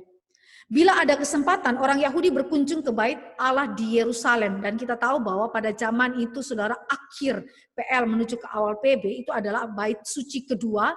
Tetapi kemudian di dalam zaman abad pertama sebelum Tuhan Yesus itu datang, ya saudara, itu bait suci kedua itu kemudian diperluas oleh Herodes, ya saudara. Ya. Kita tahu bahwa itu jauh lebih luas daripada bangunan bait suci kedua. Nah, zaman PB, di ruang Maha Kudus tidak ada lagi tabut perjanjian. Jadi saudara jangan pikir ya, memang masih ada ruang kudus atau ruang suci dan ruang Maha Suci atau ruang Maha Kudus. Ada pelataran dalam, ada pelataran luar. Tetapi jangan saudara asumsikan bahwa pada zaman Yesus lahir, zaman Perjanjian Baru saudara, tabut perjanjian Allah yang asli itu saudara masih ada di belakang tabir yang membatasi antara ruang kudus dan ruang Maha Kudus. Ada dalam ruang Maha Kudus, tidak ada lagi saudara. Tidak ada lagi. Kenapa? Karena pada waktu Nebukadnezar itu menghancurkan bait suci yang pertama, dia hancurkan semua perlengkapan dan juga tembok Yerusalem dan semua apa yang indah yang ada di Yerusalem itu dihancurkan bait sucinya. Termasuk apa? Tabut perjanjian sudah tidak ada lagi. Ya, sudah tidak ada lagi. Jadi waktu Herodes punya bangunan bait Allah maupun bait suci kedua yang dibangun oleh Serubabel, di belakang ruang Maha Kudus itu sudah tidak ada lagi tabut. Zaman PB keturunan imam sangat banyak ya, dan kita tahu bahwa keturunan imam ini bukan saja imam yang biasa tapi imam besar juga ada ya. Nah, keturunan imam saudara, yang imam biasa saudara itu sangat banyak ya, rombongan A, rombongan B, rombongan C ya saudara, dan saya bisa baca lebih banyak lagi di dalam Alkitab PL saudara. Sehingga untuk membakar kemenyan di ruang kudus saja harus diundi, dan seorang imam mungkin hanya satu kali masuk ke ruang kudus. Itu contoh Zakaria, papa daripada Yohanes. Dia itu imam biasa, dia bukan imam besar. Dia imam biasa, tetapi untuk dia masuk ke sana dia harus diundi. Ya, jadi diundinya dapatnya kapan? Udah tua sekali ya, baru dia masuk untuk membakar kemenyan di mana? Di ruang kudus. Saudara harus ingat, dia bukan bakar kemenyan di ruang Maha Kudus, tapi bakar kemenyan di mana? Ruang kudus, di mana tabut, kita bilang tabut untuk membakar kemenyan itu ada di sana ya. Bukan tabut perjanjian, tetapi mesbah ukupan lebih tepatnya. Mesbah ukupan itu ada di sana untuk membakar kemenyan. Ya. Jadi ini yang terjadi pada zaman itu ya, Israel punya keadaan sampai dengan zaman di mana Tuhan Yesus itu hidup. Ini adalah kehidupan beragama daripada Israel. Jadi waktu saudara dan saya membaca Alkitab, saudara harus ingat, oh keterangannya kayak begini ya. Keadaannya bagaimana hari itu. Saudara coba membayangkan, mengimajinasikan itu berdasarkan penjelasan saya. Maka waktu saudara membaca Alkitab, Alkitab itu seperti sesuatu yang hidup ya. Bukan membaca seperti saudara bosan baca Alkitab ya. Tapi waktu saudara membaca dengan mengenali kehidupan mereka, sebenarnya saudara dan saya akan mendapatkan bahwa cerita Alkitab adalah sesuatu yang sangat hidup ya, dan mungkin saja ada memiliki kemiripan dengan kehidupan kita hari ini. Nah, yang terakhir saudara, saya mau ajak engkau dan saya melihat mengenai kalender dalam Alkitab ya, kalender dalam Alkitab, karena sangat-sangat penting perhitungan waktu di dalam Alkitab ya. Perhitungan untuk membuat kalender saudara pada umumnya bukan saja oleh orang Israel tetapi juga bangsa-bangsa lain di wilayah timur dekat kuno itu didasarkan pada matahari, bulan dan bintang. Kalau matahari, peredaran matahari, saudara, itu memberi unit atau satuan dasar bagi perhitungan hari dan musim dalam setahun. Ini sudah diungkapkan oleh Musa di dalam kitab Kejadian ketika Allah menciptakan matahari dan bintang dan seluruh planet-planet pada hari yang keempat untuk mengisi cakrawala ya. Jadi matahari itu kenapa mereka harus hitung berdasarkan matahari? Karena matahari punya peredaran memberikan unit atau satuan dasar bagi perhitungan hari dan musim dalam setahun ya. Lalu bulan ya, bulan yang baru timbul sampai menjadi purnama ya, itu juga dijadikan sebagai patokan perhitungan kalender ya, di mana melalui hal itu mereka Israel dan juga bangsa-bangsa lain membagi tahun ke dalam periode-periode 29 hari atau 30 hari. Begitu. Jadi saudara, hal pengenalan akan kalender ini sudah ada jauh sebelum abad Masehi. Jauh ya, jauh sekali saudara ya. Jadi saudara, ini adalah sesuatu pengenalan yang Tuhan Allah tuh karuniakan bagi Israel dan juga bangsa-bangsa lainnya. Bintang. Para gembala sering lebih mudah menerka musim dengan melihat bintang daripada matahari. Ya, kalau saudara dan saya memperhatikan misalnya kalau rasi bintang kalajengking, para nelayan juga misalnya melihat rasi bintang kalajengking, mereka bisa mengetahui oh ini musim ikan kah atau bukan dan seterusnya ya. Jadi bintang, bulan dan matahari memiliki peranan dalam kehidupan Israel maupun bangsa-bangsa lain terkait dengan kalender ya. Nah, perayaan-perayaan besar juga saudara yang ada di dalam kehidupan keagamaan Israel itu diatur sedemikian rupa supaya berbarengan dengan bulan purnama. Jadi kalau saudara saya melihat bahwa kalender Yahudi adalah kalender yang bersifat lunar ya, berdasarkan bulan, perhitungan dari peredaran bulan begitu. Nah, bulan-bulan diberi nama serta nomor urut. Jadi orang Yahudi itu setiap bulan itu dia punya bentuknya itu saudara, dalam mulai bulan yang baru timbul sampai dengan menjadi purnama saudara, itu setiap polanya itu bentuknya itu saudara diberi nama lalu kasih nomor urut. Begitu, ada nomor urutnya. Nah, para imam ini yang menjadi pemegang peranan penting dalam penetapan kalender dan waktu-waktu hari raya ya, karena mereka lah yang mengerti. Jadi itu berarti para imam itu saudara tidak bisa hanya ahli Alkitab, mereka juga harus ahli tanda petik, astronomi saudara, ahli perbintangan. Itu sebabnya waktu saudara saya melihat orang Majus itu tidak saja dilihat sebagai imam saudara, tetapi dia adalah ahli perbintangan. Kenapa? Karena dalam penentuan kalender keagamaan sangat memegang peran itu adalah para imam. Begitu. Baik itu di dalam konteks Yahudi maupun di dalam konteks agama-agama non-Yahudi. Kalender perjanjian lama, saudara, itu berpatokan pada sistem hari-hari raya dan siklus bercocok tanam. Ya, siklus bercocok tanam. Saudara dan saya bisa bandingkan di dalam Keluaran 23 ayat 14 dan seterusnya, saudara bisa baca di situ. Ulangan 16 ayat 9 sampai 15, dan mereka menggunakan kalender lunar yang tadi saya sudah katakan ya, perhitungan menurut bulan ya, peredaran bulan. Kita bisa baca juga dalam Imamat 23 ayat 4, 1 Raja-Raja dan seterusnya saudara. Di situ mereka coba ya, para imam itu mencoba untuk menentukan penetapan hari-hari raya, waktu hari-hari raya itu berdasarkan dengan peredaran, sistem peredaran bulan itu. Nah, peristiwa-peristiwa bersejarah diberi tanggal juga menurut jumlah tahun sejak raja yang sedang memerintah itu naik tahta. Jadi selain daripada kalender itu berpatokan kepada sistem hari raya dan siklus bercocok tanam berdasarkan kalender lunar, mereka juga membagi sejarah atau menghitung sejarah itu dari tanggal yang ditetapkan berdasarkan pemerintahan raja yang naik tahta. Jadi peristiwa-peristiwa atau peristiwa-peristiwa nasional ya. Contoh saudara, misalnya kita lihat di dalam tulisan daripada para nabi ya.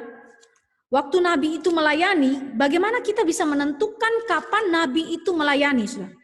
Dari mana kita tahu nabi itu kapan melayani? Itu dari nama-nama raja. Nama-nama raja yang memerintah, yang disebutkan di dalam teks tersebut. Dari situ kita bisa memberikan penentuan, oh peristiwa ini terjadi kapan? Kira-kira penanggalannya seperti apa ya?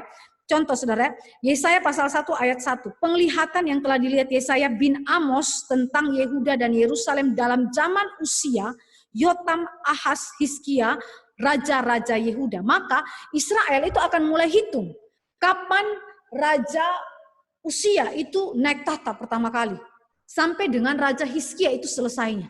Mereka hitung, berarti Yesaya punya kurun waktu pelayanan itu kira-kira sekitar, taruhlah, kalau saudara dan saya ikuti penafsiran para teolog biblika saudara, itu seringkali mereka katakan Yesaya melayani kira-kira 50 tahun.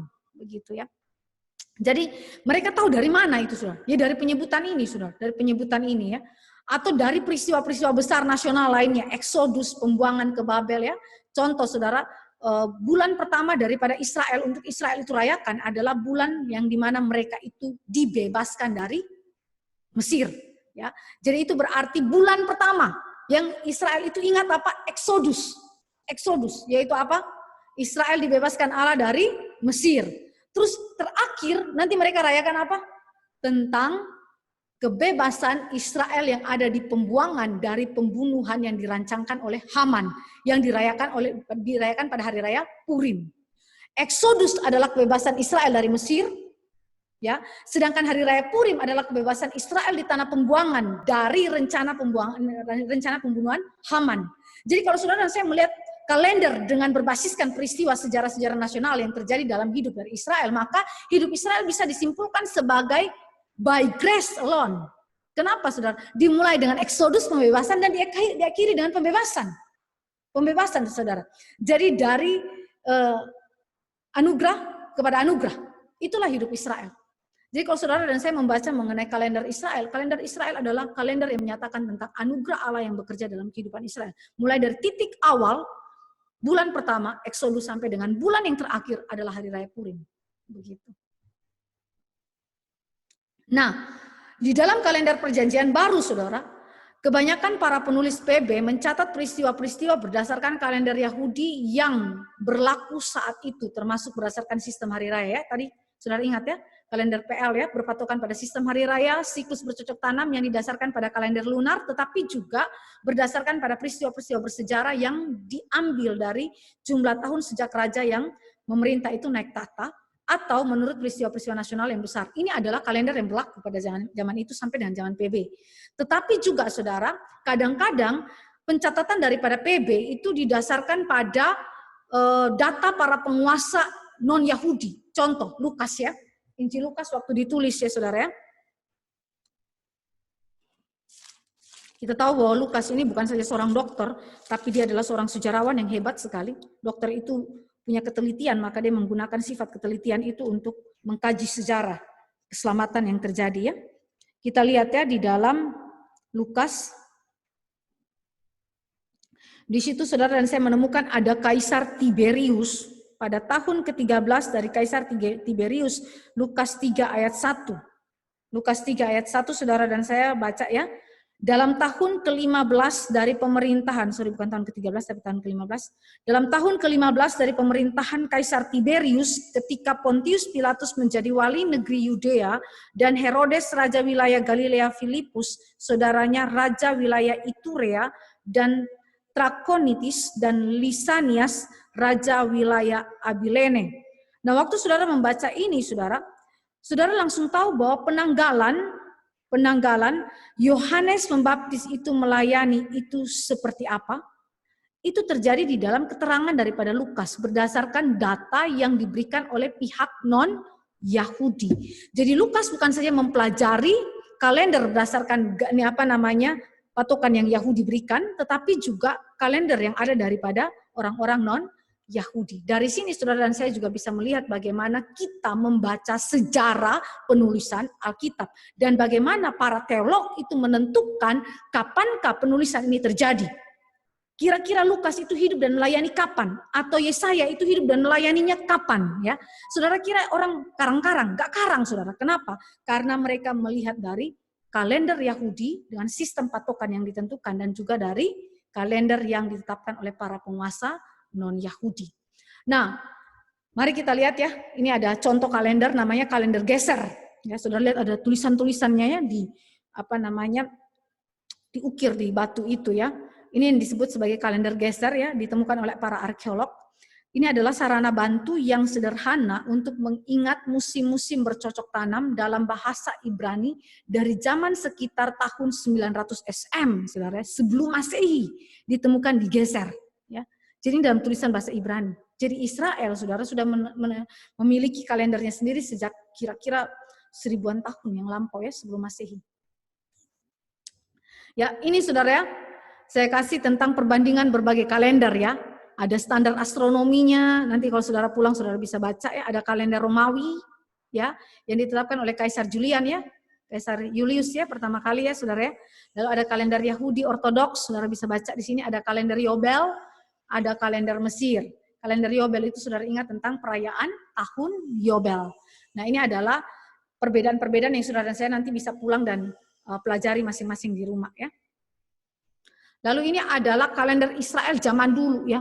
Di tengah-tengahnya itu ada gambar gandum, saudara, untuk menunjukkan tentang bercocok tanam sebagai salah satu atau mungkin pusat daripada penentuan kalender Yahudi Perjanjian Lama ya. Saudara mulai lihat di situ ya, ada bulan apa saja. Bulan pertama, lihat di situ. Bulan 1 adalah bulan Nisan.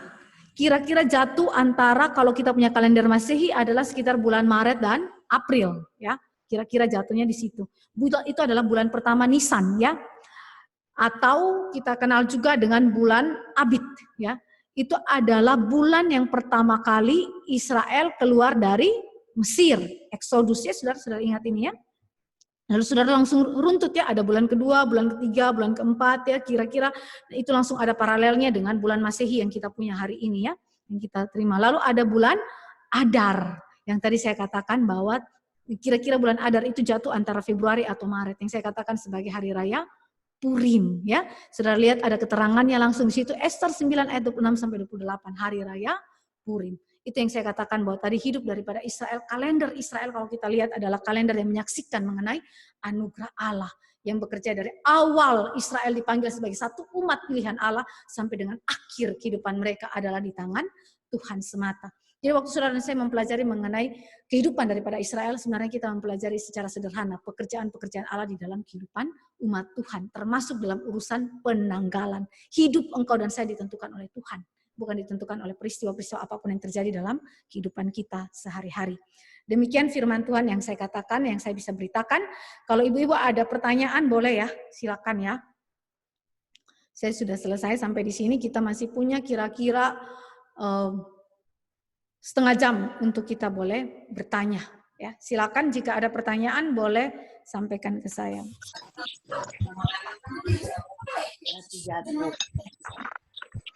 Ada pertanyaan Ibu?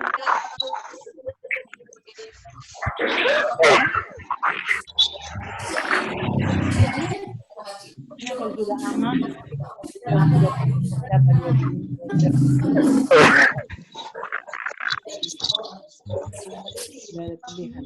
Tidak?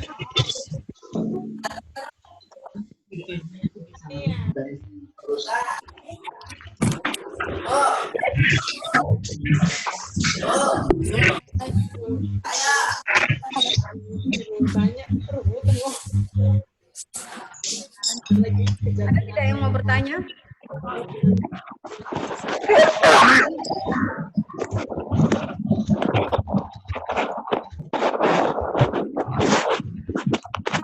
Ibu bisa lihat saya? Ada yang iya. Atau semua ya, hanya terima saja. Amin. Ada yang mau tanya? Saya, Bu. Ya, siapa? Siapa yang bilang? Saya, Bu.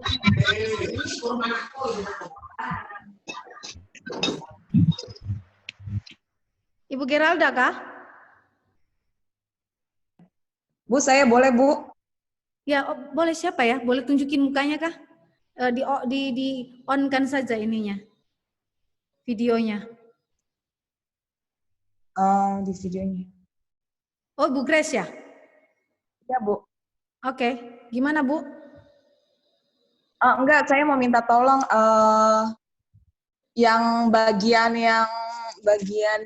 B, yang setelah yang bagian pendidikan keadilan itu loh, Bu, yang anak laki-laki Israel. Boleh nggak, Bu, ditampilin lagi biar saya bisa screenshot? Tadi kayaknya terlalu cepat, jadi saya ketinggalan. Antara menulis sama yang ditampilkan di layar, saya nggak keburu, Bu. Oke, Halo? ini sebentar ya. Pak, ini nggak mau naik lagi ininya. Sebentar ya, Bu. Kok nggak mau dia ini? Dinaikin lagi. Oke.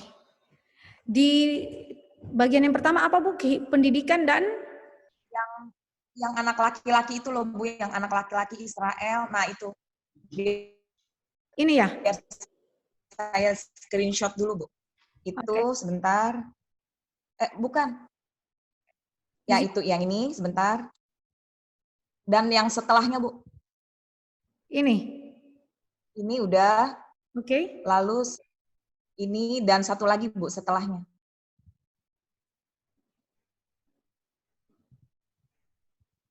Ya. Ya, makasih, Bu. Oke, terus ada lagi? Saya, Bu. Oke. Enggak. Halo. Halo, ya Ibu Geralda. Oke, Bu. Iya. Bu, saya cuman tadi mendengar kata Ibu bahwa tabut perjanjian Allah sejak PB udah nggak ada. Oke. Itu karena sudah sudah dihancurkan sama Nebukadnezar. Oke. Yang jadi pemikiran saya dan pertanyaan saya, bangsa Israel dahulu pengawal Daud aja hanya menyentuh aja bisa mati. Tapi kenapa kok Allah membiarkan tabutnya dihancurkan sama Nebukadnezar? Itu satu. Mungkin saya jawab satu dulu ya, Bu ya. Satu dulu. Oke. Nanti berikutnya saya jawab lagi. Jadi kenapa Allah mengizinkan tabut itu disentuh oleh misalnya pasukan Nebukadnezar untuk dihancurkan ya? Ini adalah pertanyaan yang sebenarnya saudara juga bisa temukan ketika anak dari imam-imam Eli, ketika mereka akan masuk dalam peperangan, apa yang mereka lakukan? Mereka masuk ke dalam ruang Maha Kudus itu, dan mereka angkat tabut perjanjian itu, dan kemudian bawa kemana? Ke medan pertempuran. Dan apa yang terjadi di medan pertempuran? Mereka kalah total. Malah 2 anak dari Imam Eli mati. Ya.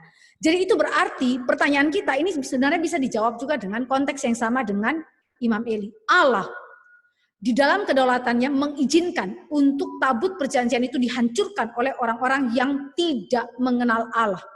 Yang tidak mengenal Allah. Untuk menunjukkan satu poin yang sangat penting bahwa Allah Israel tidak dibatasi di dalam tabut perjanjian. Allah Israel tidak dibatasi di dalam ruang tertentu atau di dalam waktu tertentu saja. Allah Israel adalah Allah yang maha besar, pencipta alam semesta yang tidak terbatas oleh apapun. Maka Allah mengajar, sekalipun bait suci dihancurkan, sekalipun tabut itu hancur, aku adalah Allah yang tidak pernah dihancurkan oleh musuh-musuh. Faktanya Allah membangkitkan, misalnya para nabi yang ada di dalam pembuangan, Daniel, Yehezkiel, Allah bangkitkan. Misalnya, kebaktian atau ibadah yang tidak bisa berlangsung di bait suci, Allah bisa langsungkan itu di mana? Di tanah Babel sana. Dengan cara apa? Menggerakkan Yehezkiel untuk membangun sistem peribadatan sinagog. Jadi itu menunjukkan kepada Israel bahwa dia, Israel, harus mengerti bahwa Allahnya bukanlah Allah yang dibatasi hanya kepada ruang dan waktu atau hanya kepada tabut itu saja. Tetapi Allah dia adalah Allah pencipta alam semesta, dan itu yang miss oleh orang Israel. Bahkan ketika Israel pergi perang, anak daripada Imam Eli pun punya miss di dalam bidang ini. Maka Allah mengajar Israel untuk tidak boleh terikat kepada perkara-perkara yang fana, yang terbatas, yang terikat oleh ruang dan waktu, tapi terikatlah kepada Allah yang tidak terbatas, yang adalah pencipta langit dan bumi. Begitu. Oke, Clear ya, makasih. Bu Geralda? Iya, Bu. Bu, Yang kedua apa, Bu? kenapa? Yang kedua apa? Yang kedua berarti apa sih namanya, kalender kita ini berdasarkan dari penanggalan Israel atau ini, Bu? Apakah sama sekarang kalender yang kita pakai dengan kalender yang berlaku di Israel? Sebenarnya agak berbeda karena kalau kita punya ini kalender Masehi ini, kalau saya tidak salah berdasarkan peredaran bukan bulan ya, kalau saya tidak salah. Hari, ya. Ya, kalau kita punya bulan kan berarti kalau berdasarkan kalender bulan berarti dia kurang 1 hari, bukan? Iya. Ya, tapi kalau kita punya adalah kalender yang tidak berdasarkan lunar, gitu. Walaupun demikian ya sebenarnya hanya berbeda 1 hari toh. Jadi kadang-kadang kalau ada kayak misalnya perayaan yang dirayakan oleh orang Muslim juga kan, kalau mereka berdasarkan kalender lunar kan ada bagian yang mereka miss. Ada mazhab tertentu yang merayakan 1 hari sebelumnya, ada mazhab tertentu yang merayakan 1 hari sesudahnya, begitu. Jadi memang akan ada selisih di dalam ketepatan hari raya, tetapi untuk hal itu tidak terlalu problem ya. Iya, Bu. Berarti nggak sama ya dengan Israel punya ya, Bu? Iya, betul, Bu. Oke, makasih banyak, Bu. Iya, oke. Okay. Ada lagi pertanyaan yang lain? Ibu-ibu yang lain?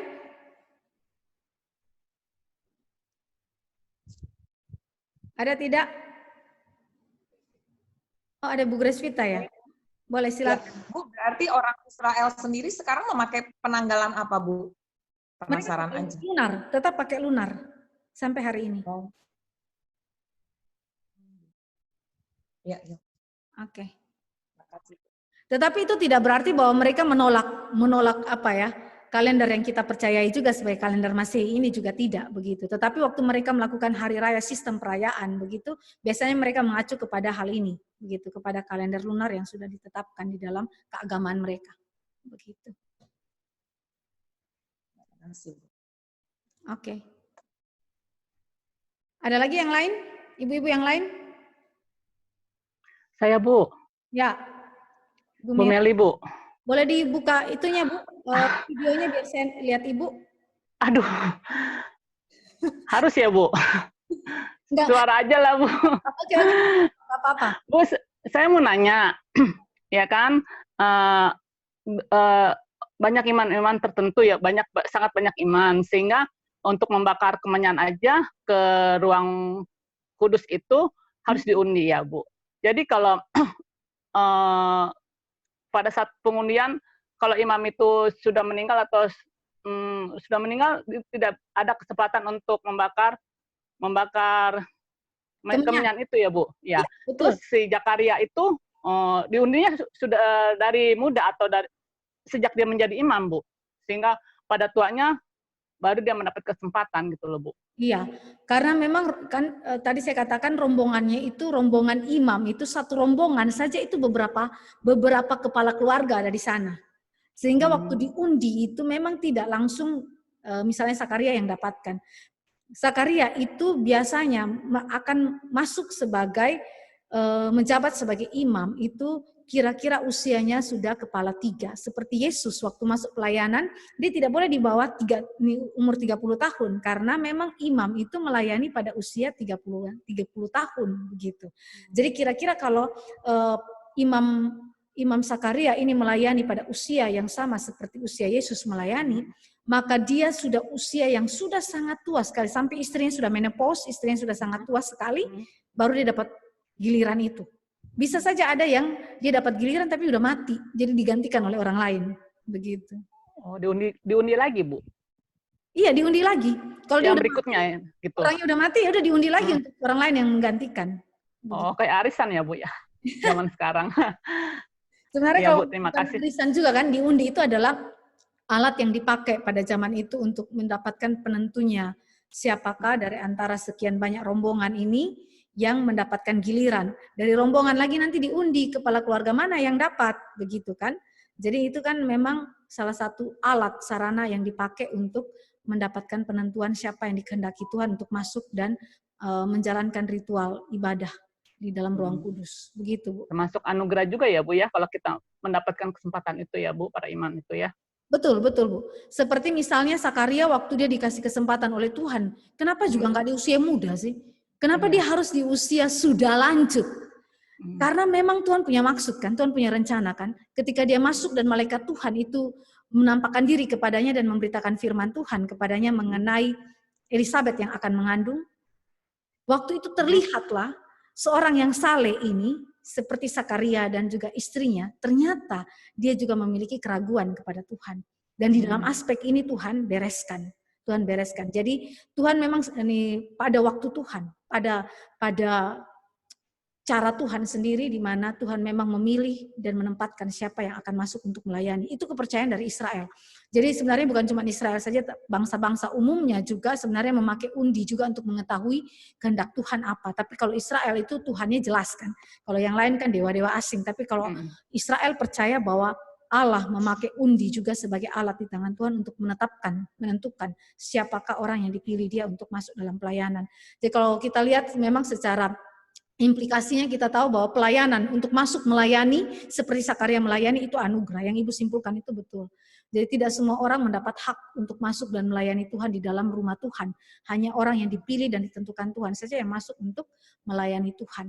Tapi kita bersyukur karena kita hidup sekali lagi di dalam zaman anugerah, sehingga kita tidak sama seperti zamannya Sakaria, nggak harus diundi-undi dulu baru sampai masuk ke dalam ruang ibadah, tetapi kita semua bisa masuk dalam ruang ibadah karena ada satu imam besar yang sudah lebih dahulu masuk ke dalam surga yang kekal untuk menyerahkan darahnya yang kudus dan kekal itu, Kristus. Ya kita bersyukur sekali ya, kesempatan untuk melayani Tuhan itu adalah anugerah. Begitu. Ya Bu, terima kasih sudah jelas. Oke. Ada lagi pertanyaan lain? Saya, Bu. Ya, siapa? Adel. Oh, Bu Adel. Oke, Bu Adel. Ya, soal pernikahan, Bu. Ya. Kan kalau dilihat dari aturannya gitu ya, hampir mereka itu wajib untuk menikah. Ya. Kalau misalnya saya berpikir bahwa Paulus ya, yang dikatakan selibat, sebenarnya dia pernah menikah atau karena imannya yang baru misalnya terjadi perpisahan begitu. Kira-kira gimana Bu? Kalau misalnya saya punya pendapat seperti itu mengenai Paulus, karena Paulus kan dari kaum Farisi ya, dan pasti mereka melakukan hal-hal yang wajib bagi orang Israel gitu Bu. Pendapat Ibu gimana maksudnya? Bagi saya Paulus itu sebenarnya menikah gitu. Kalau melihat juga aturan pernikahan dalam kehidupan sosial dan adat istiadatnya orang Yahudi gitu. Walaupun di dalam catatannya sepertinya Paulus tidak menikah. Maksud saya begini, saya berpikir bahwa Paulus ini sebelum dia kenal Kristus sebenarnya dia menikah gitu, tidak selibat. Tetapi karena imannya yang baru di dalam Kristus, mungkin ada perbedaan dengan si istri gitu, akhirnya mereka berpisah. Boleh tidak? Saya berpikir seperti itu mengenai Paulus. Jadi kalau kita pikir ya, mengenai pikiran yang seperti Ibu Adel katakan, itu ada di dalam salah satu tafsiran yang mengatakan bahwa Paulus itu kemungkinan menikah. Kemungkinan sudah menikah. Dan ada yang bahkan melangkah lebih lanjut yang mengatakan bahwa kemungkinan besar dia bercerai. Begitu. Sehingga dia bisa berbicara lebih banyak tentang urusan perceraian begitu. Tetapi kita tidak punya landasan cukup kuat di dalam hal ini bahwa Paulus itu menikah sebelumnya. Kalau memang ada indikator langsung daripada teks yang mengatakan bahwa dia menikah, ya itu akan lebih baik. Tapi masalahnya itu kan adalah sekali lagi asumsi ya. Kita lihat misalnya di dalam konteks 1 Korintus 7 ayat 5 ya. 1 Korintus 7 ayat 5 di situ dikatakan, janganlah kamu saling menjauhi kecuali dengan persetujuan bersama untuk sementara waktu, supaya kamu mendapat kesempatan untuk berdoa. Sesudah itu hendaklah kamu kembali hidup bersama supaya iblis jangan menggodai kamu karena kamu tidak tahan bertarak ya. Dia bilang ini pembicaraan mengenai perkawinan, begitu, mengenai perkawinan. Jadi Paulus mau mengingatkan bahwa urusan bertarak atau urusan selibat itu bukan perkara yang mudah. Sebenarnya melibatkan begitu banyaknya penyangkalan diri. Urusan suami istri saja hidup bertarak dalam sementara waktu dengan kesepakatan bersama saja, itu sudah menjadi tanda petik pencobaan tersendiri, begitu ya. Sehingga Paulus katakan bahwa jangan terlalu lama, begitu, karena kamu nggak tahan bertarak. Artinya setiap kita juga termasuk Paulus itu tentu dalam urusan bertarak itu kita punya pencobaan yang membuat diri kita bisa jatuh dalam dosa. Mungkin bukan secara aktual kita lakukan itu, tapi secara potensial di dalam diri kita melalui imajinasi dan hal-hal lain itu bisa membuat kita jatuh dalam dosa. Maka disarankan untuk lebih baik menikah. Dan orang yang sudah menikah tidak boleh pisah dalam jangka waktu yang sangat lama. Mereka harus segera berjumpa kembali karena tidak tahan bertarak. Nah sekarang urusannya dengan Paulus. Memang di dalam teks kita itu kalau kata beberapa daripada penafsir, memang mereka melihat bahwa ada semacam indikator-indikator tertentu yang menunjukkan bahwa Paulus itu menikah. Tetapi sampai saat ini saya sendiri tidak menemukan bahwa ada secara kalimat yang cukup eksplisit maupun implisit yang dengan kuat mengatakan bahwa Paulus itu menikah. Begitu. Sampai hari ini saya belum temukan hal yang demikian. Sehingga kalau saya katakan saya sendiri punya posisi adalah bukan kepada posisi Ibu Adel dalam arti bahwa dia menikah sebelumnya, tapi saya lebih kepada posisi dia tidak menikah, begitu. Hanya karena urusannya adalah kita belum menemukan teks yang secara eksplisit maupun secara implisit menunjukkan bahwa dia memang menikah, begitu. Walaupun ada yang mengatakan bahwa itu gara-gara dia pernah bilang, apakah kami nggak punya hak untuk membawa istri sama seperti Petrus, ya nggak sih? Iya, betul. Ya kan? Ya, ada kalimat itu kan di dalam ya, kalimat dia waktu istri ya. Kita cari kalimat ini di dalam tulisannya Paulus ya, sebentar supaya kita bisa di 1 Korintus 9 Bu, ayat 4. 1 Korintus 9 ayat 4. 9 ayat 4. Ya. Jadi ini adalah hak dan kewajiban seorang rasul ya. Jadi dia mau menegaskan mengenai hak daripada kerasulan dia yang seharusnya dia punyai, tetapi dia tidak mengambil hak tersebut ya.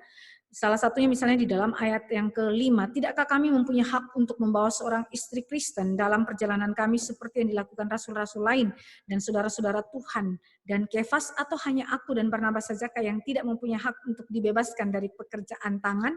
Jadi ini kalimat dalam ayat yang ke-5 ini seolah-olah mengimplikasikan bahwa kata kami itu adalah include si Paulus dan juga bersama dengan Kefas dan juga saudara-saudara Tuhan lainnya, juga para rasul lainnya.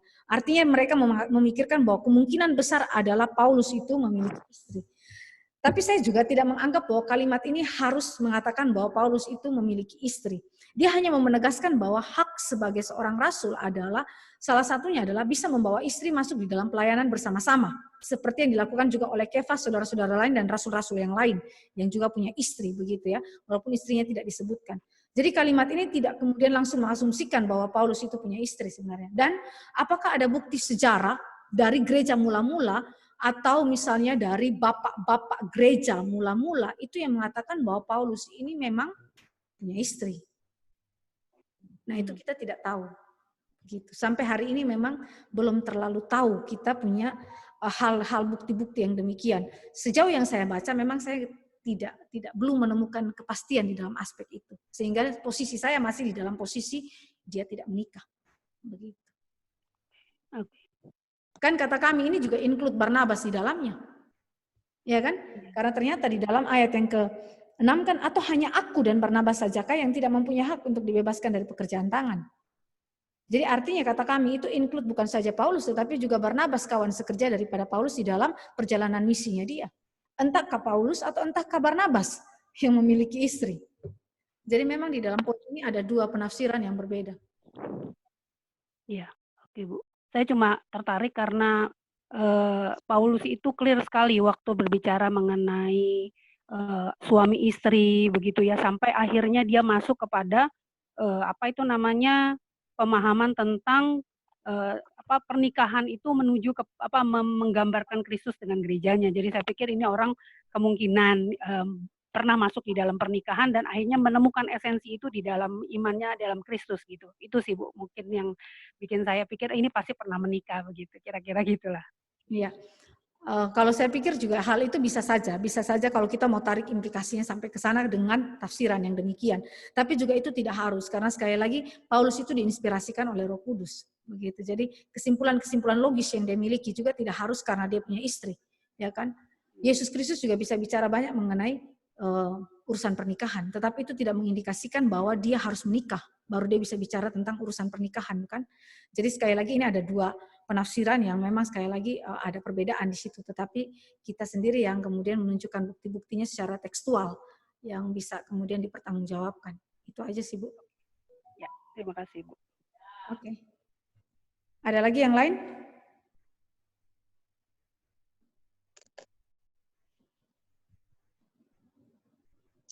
Tidak ada lagi, Ibu-ibu? Bu, Ya, halo Bu. Ibu siapa ini? Grace, Bu. Oh ya, oke. Ya, enggak, tadi kan Ibu bilang yang soal pengundian imam. Saya jadi terpikir soal apa yang orang Katolik pemilihan paus. Saya pernah dengar dari bapak saya itu juga berdasarkan undian. Terus kalau ada asap keluar membumbung berarti itu terpilih dari Tuhan. Itu juga mereka pakai konsep itu bukan ya, Bu ya? Maksudnya pengakuan iman apa, Bu? Pemilihan imam. Pemilihan imam kan dengan pengundian. Imam dengan apa? Yang masuk ke ruang kudus itu loh, Bu, yang tadi Ibu pertanyaan Ibu. Oke, ya. Itu membuat saya jadi terpikir dalam pemilihan paus di kalangan orang Katolik. Oh, kenapa pemilihan paus di kalangan Katolik? Bukan kan juga pakai undian juga, Bu. Terus apa sih kalau nggak salah, kalau asapnya membumbung lurus gitu, itu artinya terpilih. Gitu bukan, Bu? Pemilihan paus itu.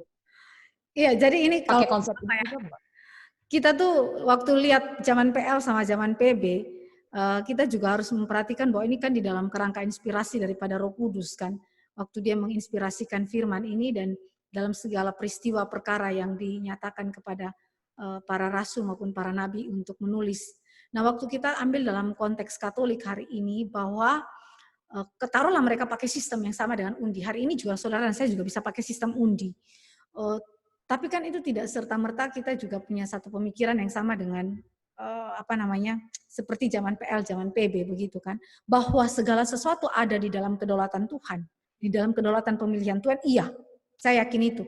Bahkan urusan kita angkat spidol saja, menulis di papan saja, itu kan sudah urusan kedaulatan Tuhan. Apalagi di dalam urusan pemilihan menjadi seorang paus.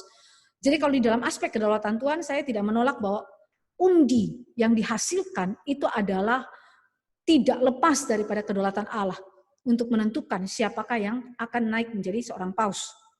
Tetapi bahwa dalam keterkaitan dengan inspirasi Roh Kudus, saya pikir tidak di situ. Paus diangkat dipilih, itu tidak di dalam inspirasi Roh Kudus. Sedangkan Alkitab punya penulisan adalah terkait dengan inspirasi Roh Kudus. Pewahyuan Allah yang terus berlanjut sampai dengan Alkitab ini selesai ditulis. Begitu ya, itu kitab Wahyu tentunya. Jadi setelah kitab Wahyu itu selesai, tutup kanonisasi itu sudah selesai, maka tidak ada lagi urusan pewahyuan. Jadi kalau kita lihat kepada sistem yang dilakukan oleh Katolik, oke lah, itu di dalam kedaulatan Allah Tuhan tetapkan demikian. Tetapi tidak punya korelasi dengan inspirasi Alkitab. Begitu. Jadi dia punya kedudukan, otoritas itu berbeda. Ini undi yang dilakukan oleh orang Katolik dalam memilih paus itu berada di bawah otoritas Alkitab. Begitu. Oke, makasih Bu. Oke. Satu lagi ada pertanyaan?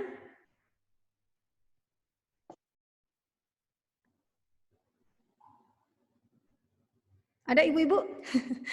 Baiklah, jika tidak ada, kita selesai ya sampai di sini ya. Kita mau berdoa sama-sama. Saya mau nanya dulu, Bu, satu lagi, Bu. Oh ya, Ibu Meli. Oke, silakan, Bu. Yang disebut tempat duduk tinggi, disebut kursi Musa itu, apa ya, Bu, maksudnya? Bangkunya tinggi. Ya, Bu ya. Ya, jadi kursi Musa itu adalah tempat yang itu adalah sebutan saja kepada tempat duduk yang lebih tinggi yang ada di antara mimbar dan juga ruang kecil di sinagog itu. Ya, ruang kecil Ibu tahu kan tempat yang disimpan tanda petik tabut itu yang tempat gulungan kitab ada di dalamnya. Nah, di antara itu ada kursi yang lebih tinggi. kursi yang lebih tinggi daripada jemaat yang umum. Jadi waktu Yesus kalau dia baca habis Alkitab, lalu dia menjelaskan tentang Alkitab, dia kan dikatakan dia duduk. Itu bukan duduk sama tinggi dengan jemaat yang lain, tapi dia kursi itu yang lebih tinggi disebut sebagai kursi Musa. Tapi kenapa dia disebut sebagai kursi Musa? Kenapa nggak kasih aja kursi Elia, begitu kan? Kenapa harus kursi Musa? Karena Musa adalah nabi pertama di dalam Israel yang menjadi tanda petik perantara, pemberita firman Tuhan, Allah yang memberitakan firman kepada dia, memberikan firman kepada dia, dan dia memberikan firman itu kepada Israel. Bukan saja memberikan firman itu kepada Israel, tapi dia menerangkan, menginterpretasikan firman itu dalam hal-hal praktis kehidupan Israel. Bagaimana firman itu diterapkan dalam kehidupan Israel. Jadi Musa bukan saja sebagai perantara untuk sebagai penyambung lidah Allah, menyampaikan firman kepada Israel, tetapi juga sebagai seorang penafsir firman Allah yang baik, sehingga diberikan secara praktis kehidupan di dalam kehidupan umat Allah itu langkah-langkahnya seperti apa berdasarkan firman itu. Makanya itu disebut kursi Musa. Jadi orang yang membaca Alkitab dan yang menjelaskan Alkitab itu bersama-sama dengan guru utama yaitu para ahli kitab itu, mereka berfungsi seperti Musa. Jadi bukan saja menyampaikan firman itu, membacakan Alkitab itu kepada jemaat, tetapi mereka menginterpretasikannya, menjelaskannya kepada umat Tuhan, begitu. Dan itu sebenarnya juga pola itu dibuat di dalam zaman Esra. Jadi khotbah saudara. Jadi itu bukan sekedar hanya inilah firman Tuhan, ya, lalu baca Alkitab itu secara literal saja, tetapi dijelaskan. Itu sudah dimulai dari zaman Esra, begitu. Nah sekali lagi itu dilanjutkan sampai dengan zamannya Tuhan Yesus, dan sekali lagi kursi itu disebut sebagai kursi Musa karena mengingat tentang dia adalah nabi pertama yang menjadi penyalur atau penyambung lidah Allah, pemberita firman yang pertama, tetapi juga menjadi seorang interpretator yang pertama terhadap firman yang diberitakan bagi Israel. Begitu. Kalau sekarang zamannya mungkin mimbar ya Bu ya, mimbar khotbah kayak seperti Pak Tama atau Ibu ketika memberikan khotbah gitu ya Bu ya. Cuman nggak duduk aja di kursi gitu ya Bu. Iya, fungsinya demikian, fungsinya demikian. Ya, jadi kita tidak saja membaca Alkitab, ya, tetapi kita juga menjelaskan Alkitab itu apa dan secara praktisnya mengaitkan firman itu dengan kehidupan pribadi masing-masing atau secara umum kepada praktis hidup dari umat Allah. Dan itu sudah biasa lazim dilakukan bahkan dari zaman Esra. Begitu. Gitu ya. Oke Bu, makasih. Ya, oke ya Bu. Ya, makasih Bu, udah jelas. Baik. Bu, ya. Bu, apakah masih bisa bertanya? Boleh. Iya, gimana Bu? Bu, ingin bertanya tentang berkaitan dengan mahar. Apakah menurut Ibu mahar di saat ini, di tradisi mahar sampai saat ini, terlebih di budaya Indonesia itu, apakah masih dalam pandangan ya produk bias yang dari perjanjian lama, dan bagaimana kita orang Kristen ya melihat mahar dalam pernikahan dalam budaya Indonesia? Terima kasih Bu. Mahar itu adalah sesuatu yang merupakan budaya dari Timur Dekat kuno dengan sampai hari ini kita pegang, dan itu tidak ada masalah jika kita melakukannya di dalam konsep pikir yang benar. Maksudnya begini, kita tidak memberikan mahar karena melihat pasangan kita atau wanita yang akan kita nikahi itu inferior, lebih rendah dari kita, atau dia akan dijadikan sebagai tenaga kerja, ataukah dia itu adalah orang yang dimanfaatkan untuk kepentingan-kepentingan saya. Itu adalah bias, itu adalah dosa.